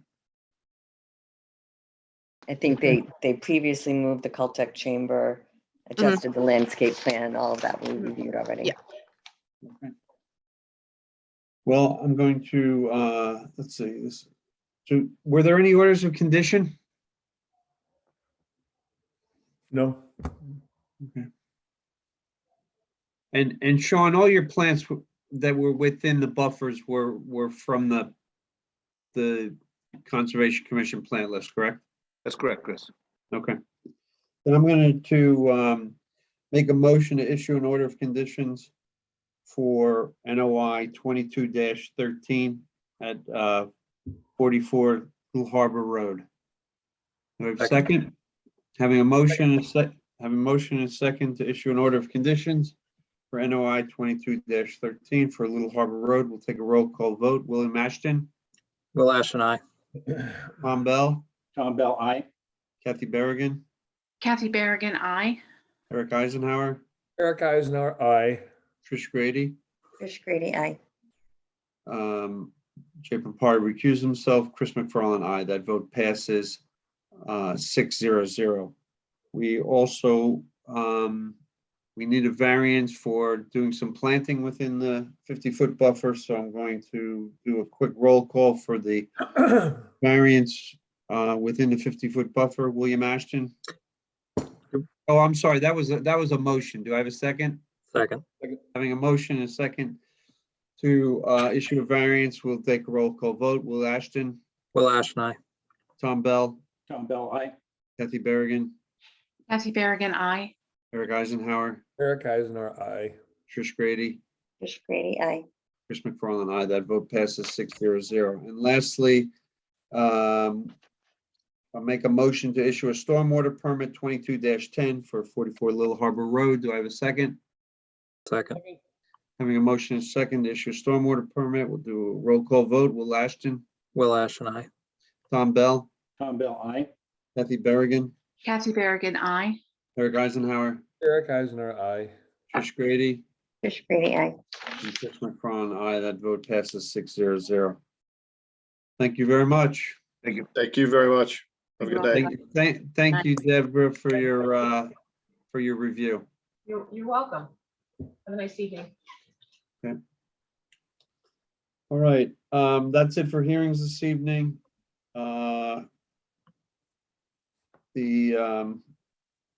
We do, it's not on the agenda, so we're not going to address the meeting minutes from the 5th. I don't think we can do that, can we? I don't think so, no. Okay, we'll do it next time. Make sure they're on there. Yep. Okay, report from the conservation agency. Charlotte, do you have anything to report? Yeah, so I have a couple. Sawyer Street is still ongoing. They've grinded all the stumps now, and they've started kind of leveling the area for the sidewalk. So if you guys drive up and down there, just let me know if you have any erosion concerns. I had one comment come through, so just keep me posted if you guys. I drive up Sawyer Street all the time, but if you guys ever see anything, just let me know. The only concern I have is that they seem to be placing the rocks on the other side of the silt Of the- sock. Okay. So, I mean, Okay. I don't know what's gonna happen if one of those goes rolling down into the, Okay. they're not gonna be able to get it, but. Okay. Yeah, I'll let them know just to be All right. cautious of that because it's outside of the town right away, so they should be careful with that. Yeah. Charlotte, as you go up the hill, Mhm. the 3A on the left-hand side, it's extraordinary the amount of excavation they're actually doing there. Yeah. I never anticipated that half of the sidewalk would entail that amount of soil movement and bouldering and make sure that's in accordance with what we agreed, because it's a lot of earth moving going on there. Yeah, I'm happy to double check, but the site was surveyed and staked with where the limit of work is, and then the erosion control was placed on the borderline of that. So they definitely should not be going past where those orange stakes are and the erosion control. But I'm happy to take a look because it definitely looks it's a lot. There's a lot of ledge there too, so I think they had to take out a lot of ledge on the Fair Oak side, like up on the upland side, when you go uphill to Sawyer Street. So that's another reason why. Much more of an earth moving project than I expected, given their presentation, but that's probably my problem, not theirs. Yep. And so I'll save this update for last. Sorry, I'm going through my list. Just a quick follow-up. I am meeting with the property manager for 100 Whitehead. We're going to discuss what happened on the beach and go from there. And I'm still going to bring them in for show cause, but I definitely wanted to talk it out with them first. And then there was a shed that was built, I believe, within the 50-foot buffer on 22 Parker Ave. So they also didn't file a building permit. So I issued a cease and desist on any future activity and brought them in for show cause for early June. And then as of this afternoon, this is a little bit awkward for us, but I will share this letter. The Treat Pond emergency certification was not approved by Mass DEP. Yeah, so here's what I need to look into, and I already emailed our legal counsel about this. We issued the emergency certification, like I issued it that evening because we have to respond in 24 hours. So I had prepared all the documents to submit if we were to approve it, which we did. So it was technically issued the evening of May 5th. And per the wetland rules, per the Wetland Protection Act, Mass DEP has up to 7 days to weigh in. And this is stamped May 19th. And so it seems like they were going by a different submission date. So Weston and Sampson had also prepared emergency request packets for all of the state licensing for Army Corps of Engineers, for Chapter 91 waterways. They submitted to MEPA and MESA for review. And so all those packets, it seemed like may have been submitted on May 17th, which was earlier this week.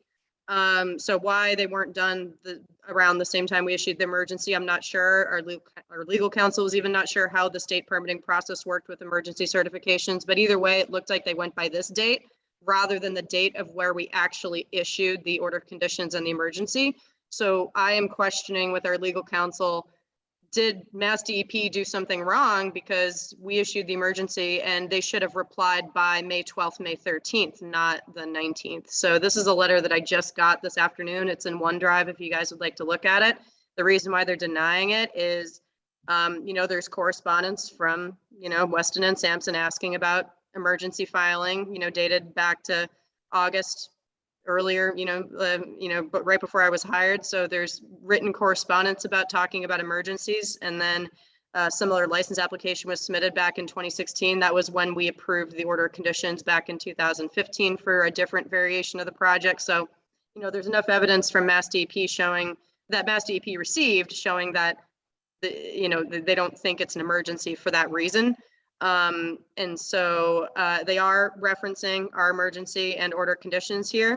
But I'm just kind of a little confused of, did they go by the correct process, yes or no? And even if they didn't, do we still have to listen to them and stop the work? So this is a kind of an awkward situation, but I will figure it out and we'll try to do what we can, and I'll keep you guys in the loop of what happens with this. But for now, it sounds like we cannot continue with the emergency work. So they cannot continue with the emergency work. So if we did not receive the NOI on the same day, which was, we talked about this all along, kind of ridiculous anyway, that it was never really an emergency. They submitted the NOI. So in my view, the emergency went away when they submitted the NOI. So yeah, and our the legal NOI counsel yeah, I was gonna say, and our legal counsel previously clarified that them submitting an NOI in advance did not, exclude them from being able to submit an emergency, but I don't know if Mass DEP thinks otherwise. They're going by these two pieces of evidence here, from a previous license application that was filed back in 2016, and then previous correspondence between Weston and Sampson, the town, and Mass DEP from August 2021, talking about filing an emergency. So it looks like they're going by strict time references about this submission, and they don't think it's an emergency based off of this evidence. Well, I don't think any of us thought it was an emergency either, but we got away from that because they submitted the NOI on the same night. So we basically made a ruling on the NOI. Now, this to me, can you just share this by email? I just looked on Absolutely. the OneDrive. Yep. Couldn't find it. Yeah, it's in, I think I put it in OneDrive, but I'll, yeah. They're trying to just mention the timeframes, which is totally understandable. Mhm. But it makes no mention of the NOI. Oh yeah, it's down here. They said Right there, yeah, both the emergency and the order of conditions are conditioned that all work must be completed by June 5th, 2022. Mhm. This leaves less than 3 weeks since the project started today. Well, the project's pretty much already started, hasn't it? Yep. Yeah.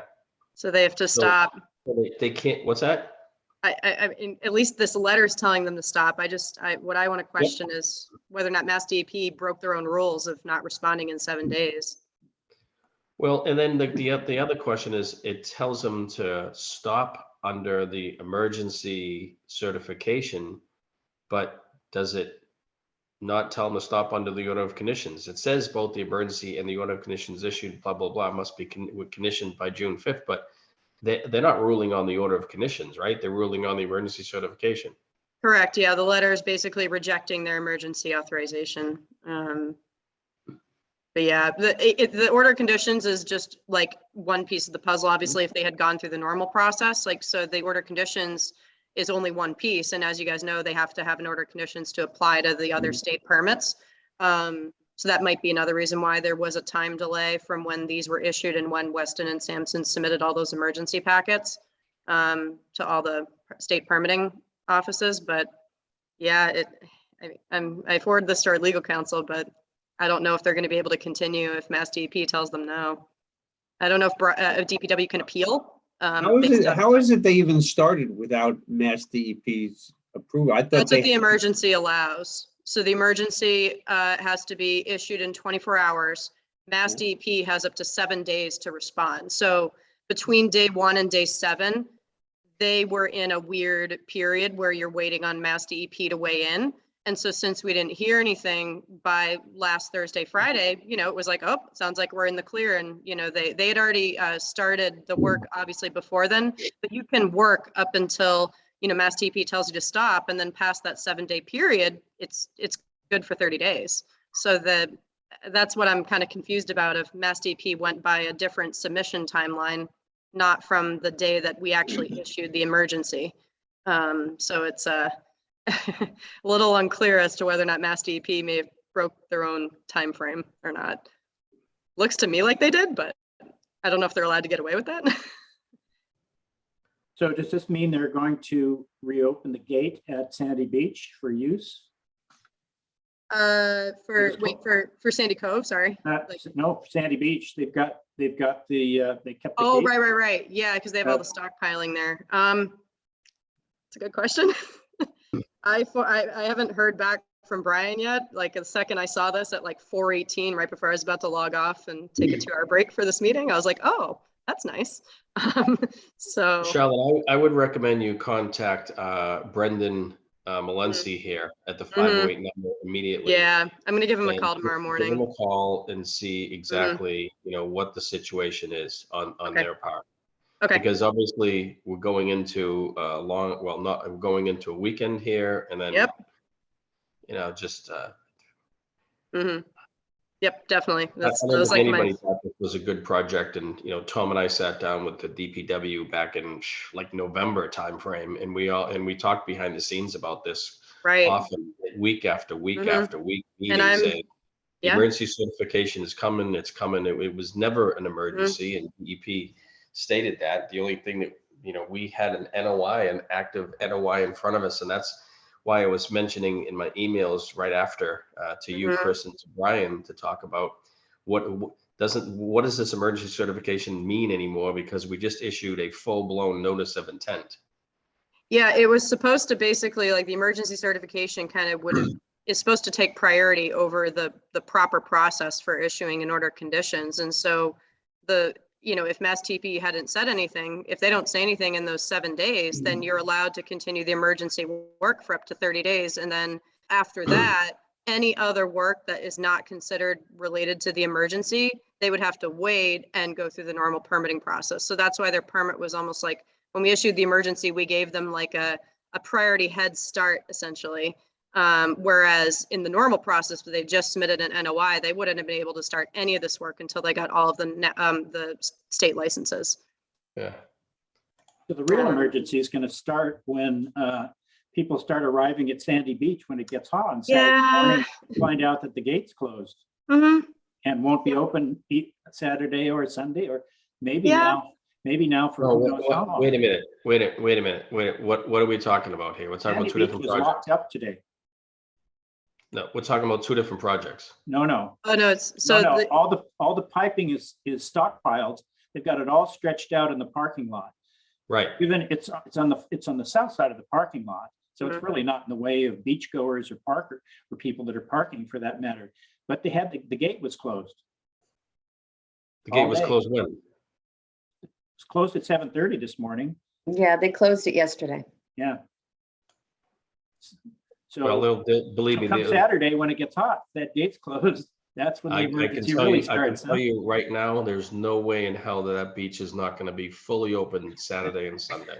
Okay, Jay, you go down there and cut the lock. Oh, I could care less what they really do down there, but I can tell you right now that will be fully open tomorrow morning. Tomorrow's Friday, isn't it? Yeah. Good. I can go down there and park and fish. Okay. So yeah, I'll call Mass DEP and I'll try to get an answer, and I'll keep you guys posted. And speaking of Sandy Beach, nice segue. That's what I thought you were going at. That's why I said hold on. Yeah, so this is another fun one. This is going to be more of a mess. Yeah. So basically, long story short, this is like over a 20+ year history that I've only had a little bit amount of time to delve into, but basically Sandy Beach, as we know, has annual maintenance. Sometimes they do certain activities every year. Sometimes they do every other year, depends on the season. Some of those activities are sweeping the parking lot, putting the sand back on the beach after they've filtered it. Some of the activities are raking the seaweed on the beach. So there's a lot of different activities. And just so you guys are all aware, I don't know if you guys all know this, but Sandy Beach is privately owned, but the parking lot and obviously Atlantic Ave are owned by the town. So there's different people that are operating on different portions of this area.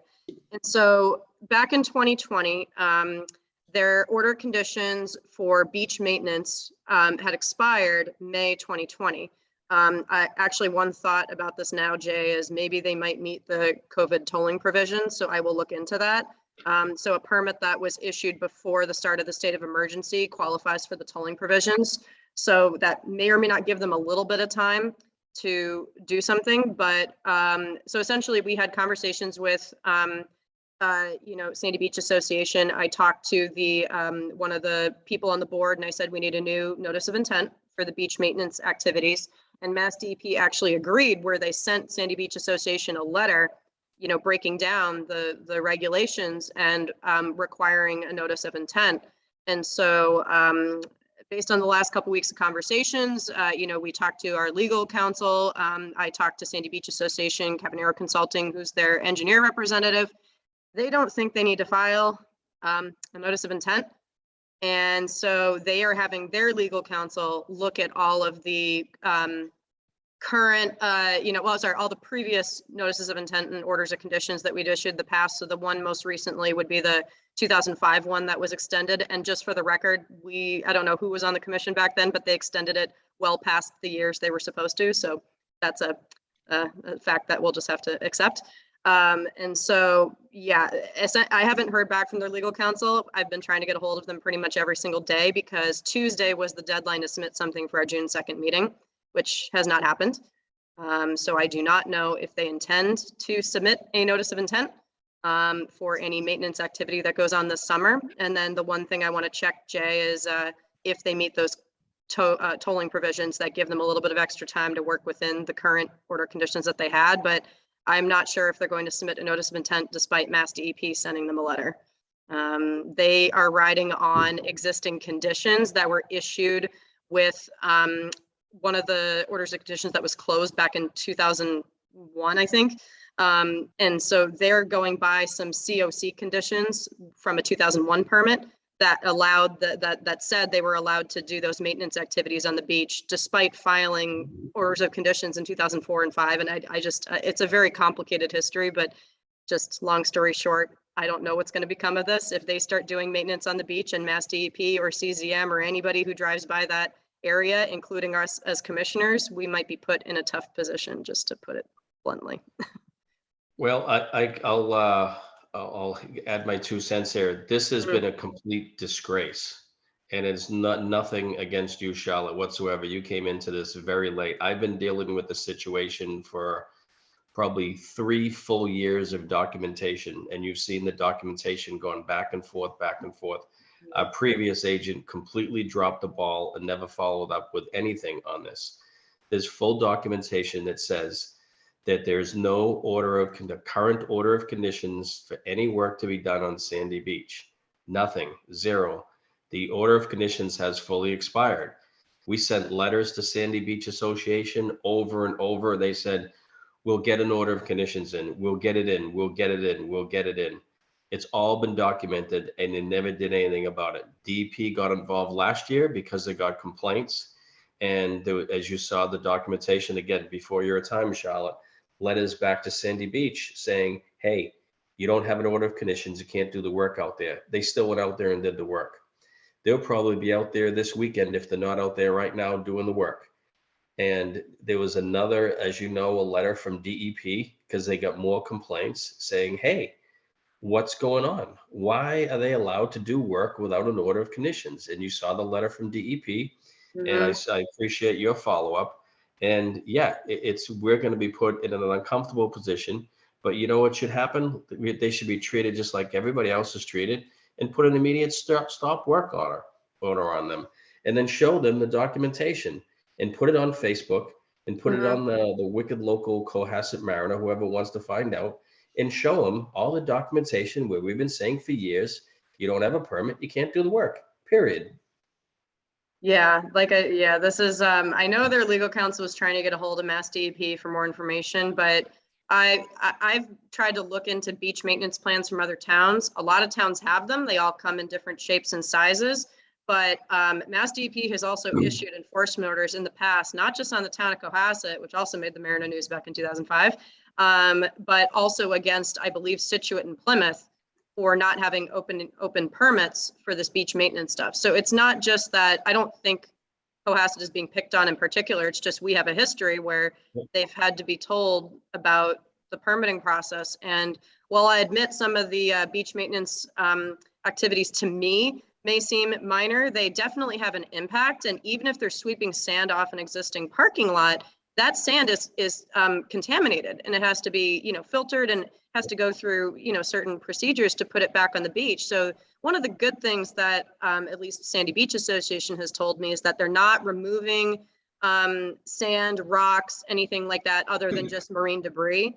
They're filtering it, putting it back on the beach. They're raking the seaweed underneath the sand. So that's one of the positives in this case, where it would be a lot worse if they were taking stuff entirely off the beach, because that is in crystal clear, like you need a notice of intent for that across all, regulation stuff and policies that I've seen from Mass DEP, and also Coastal Zone Management has a lot of really helpful guidance. If anyone's interested, I actually have several documents about seaweed management that I would love to give to Sandy Beach Association, and maybe they can update their beach maintenance plan, because it's very clear that this has gone back and forth for years, and I don't know if we've ever had proper, Wait until the first red tide comes in, and then yeah. you see the amount of heavy machinery that's down at Sandy Beach. Yeah. Huge, Have they large taken- excavators, bulldozers, backhoes, Yep. you name it, all on the beach, parked there for weeks on end. And it's all of gonna that heavy probably machinery. happen this weekend. Yeah, and all of that heavy machinery also, like in a lot of cases, Mass DEP's even said this, you need a permit, and not just an order of conditions from the Conservation Commission. You also need other state permits for certain types of heavy activities like that. So it's going to be just a fair warning in advance. It's going to be a very tough summer if they try to do stuff without a permit. You have my full support to do whatever you need to do down there. This has gone on long too long, and it's been ridiculous. It's before your time, so. That's okay. sorry I you just have to go. public enemy number one. Once I shut down, if I have to shut down that beach, I'm gonna also throw Mass DEP under the bus too and say, hey, it's not just me. You're lucky So you live- you don't live, that's why another reason I don't go to Sandy Beach. Yeah. So yeah, that's something that I can just continue to provide updates on. If they end up filing something, great. And some of the Sandy Beach Association members were not even opposed to that. They were like, oh yeah, can we just copy the previous submission, update our plan as needed, and resubmit? And I was like, yes, that's what we want you to do. But Exactly. yeah, I don't really see what the problem is to just resubmit a copy of the old 2005 NOI, just update your beach maintenance plan, because that was submitted with the NOI. That's a very thorough maintenance plan. It may not even need much dusting off if they're doing the same activities they've been doing for the last 15 years. So I don't know. Mass DEP's told them the same exact thing. So it's not just us being mean. Anyway. Charlotte, I'd love to see that seaweed management plan. Absolutely. If you want to send it to me, because Sure. burying that quantity of seaweed under sand to let it decay doesn't seem like. Yeah, so there's I'm not a coastal scientist, but there's definitely a balance between, the benefit to seaweed and the environment versus the bacterial load that might come in with any red tides and, dinoflagellates that cause the red tide. So there's definitely a balance of whether or not the bacterial levels are high enough where you have to take the seaweed off, or if you can just rake it. So I'm definitely, I've been looking into it, so I can send that to you guys. Yeah. What about this last item? What about the last item, submission guidance and checklist? Yeah, so I actually have, I'll share with you guys right now. I won't read it because I'm going to send this to you guys, but this is just my very early draft of something that I've been working on for the submission checklist. So I have, general stuff, and then I'm breaking down each type of submission. And then what I'm copying, by the way, in this language is, this is required not just from our rules and regulations, but also just the permitting process in general. So for RDA, for example, I'm telling them to refer to the section. They have to submit to Mass DEP. And then, I'm kind of making this, breaking this down as best I can. And I'm giving them everything that they need, stuff that's required versus not required or recommended. So I'm going to do that for each submission. So right now I've only gone through NOIs and RDAs, but I intend to do this for stormwater permits and all the other types of other permits that we issue. So this is directly, by the way, copy and paste from our rules and regulations, and I'm kind of just making this nice and reader friendly. And then this would be a great time, I don't want to make anyone, spend their nights doing this, but if you guys are looking through this and something doesn't make sense, then that would be good to maybe add that to our list of revisions for rules and regulations. Because those rules and regulations can be updated at any time and just voted on by the commission. If you have any bylaw changes, those need to go through a little bit more of an intense process with I believe the select board and the attorney general, but rules and regulations, we can revise at any time. So, this checklist is being copied directly from our language, and then I'm just adding in my recommendations. So yeah, I'm going to do this for pretty much all this. As you can see, I have a lot to go, but I will try to send this maybe at some point next week. And if you guys have any edits, we can kind of just, however you guys think this should look, how much information it have, how little information it should have. I know it needs to be the simpler, the better, but I'm trying to condense everything from our very hefty rules and regulations. So yeah, that's just something I'm working on. Charlotte, I just got a reply of a very similar situation from a agency in Virginia, and what they had was a little comment box next to each item, and wherever there's a deficiency, they just tell you what's deficient, and then so if you turn this in and you're deficient, your application's not accepted. It's basically returned to you. You tell them what the deficiencies are, and then they can do it. And it just it's obviously being on the receiving end, I wasn't happy about it, but yeah, there's one thing that I'll just I'd want to clarify with legal counsel again. So I've been asking legal counsel, can I put submissions on hold until they give me certain pieces of information? And her answer was not really. So unless they're not submitting the notice of intent application itself or a site plan, it's gonna, if I try to reject submissions for not being complete, for example, that can put us at jeopardy of losing our jurisdiction, because these submissions should be they need to be reviewed in 21 days. So when we get them, they're put on an agenda right away. And unless, she said the check is one thing where you might possibly be able to wiggle it and put it on a later agenda if you don't get a check. But she said, as long as they have the core documents, you can't really hold them for all the other minor details. So it's a little tough. Why, if our bylaws say that A, B, C, and D are required and they don't have A, B, C, D, why do we have to accept the application? So we, we can't be less lenient than, we can't be more lenient than the Wetlands Protection Act. So Wetlands Protection Act says the notices of intent RDAs have to be reviewed in 21 days. So we can't choose to extend that period because an application is incomplete. So that's where we're kind of stuck of we can definitely be stricter in terms of requiring more information, but we can't, hold an application up if it's been submitted because they don't meet everything on our rules and regulations, if that makes sense. It's we would use this checklist. I'm sorry. Sorry. You could use this checklist, they submit it, they have to have the hearing, but we could organize it as such that as soon as we start the hearing, you go through, well, the following things need to be added to the submission before we can even begin to process it in a public forum, and then put it off for the next one. So so we can definitely have the hearing. We can have the hearing and say, based on the checklist, you didn't submit all this information, and we would like to continue this hearing because we don't have this information or something like that. And that the one caveat is that it has to be at the applicant representative's confirmation. So, for little minute details, I mean, usually most people are oh yeah, we'll do that. But, if an applicant wants to say, no, I want a decision, then, that's the gamble that they take. So it's definitely a double-edged sword. So yeah, I think we can definitely use this as a tool for our reviews, saying, okay, here's the checklist. This is what they were missing. We can point that out during the hearing and tell them to come back to us and continue the hearing if they're missing that information. And well, the other issue is that one of the reasons for a denial on the denial order of conditions is a missing information. And that's normally one of the major reasons why people and commissions deny projects, is that information was missing. And we've done that in the past too, where maybe somebody didn't do a tree survey, or maybe they didn't do a landscape plan, and we just use that as further justification and why we denied the project. So nobody's gonna say, you make a ruling right now because I didn't, the landscape plan is missing.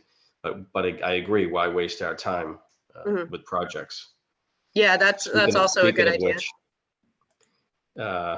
I know that it looks like 2 weeks from now looks pretty heavy. Are there any additional hearings that have come in since the ones that you put on the agenda?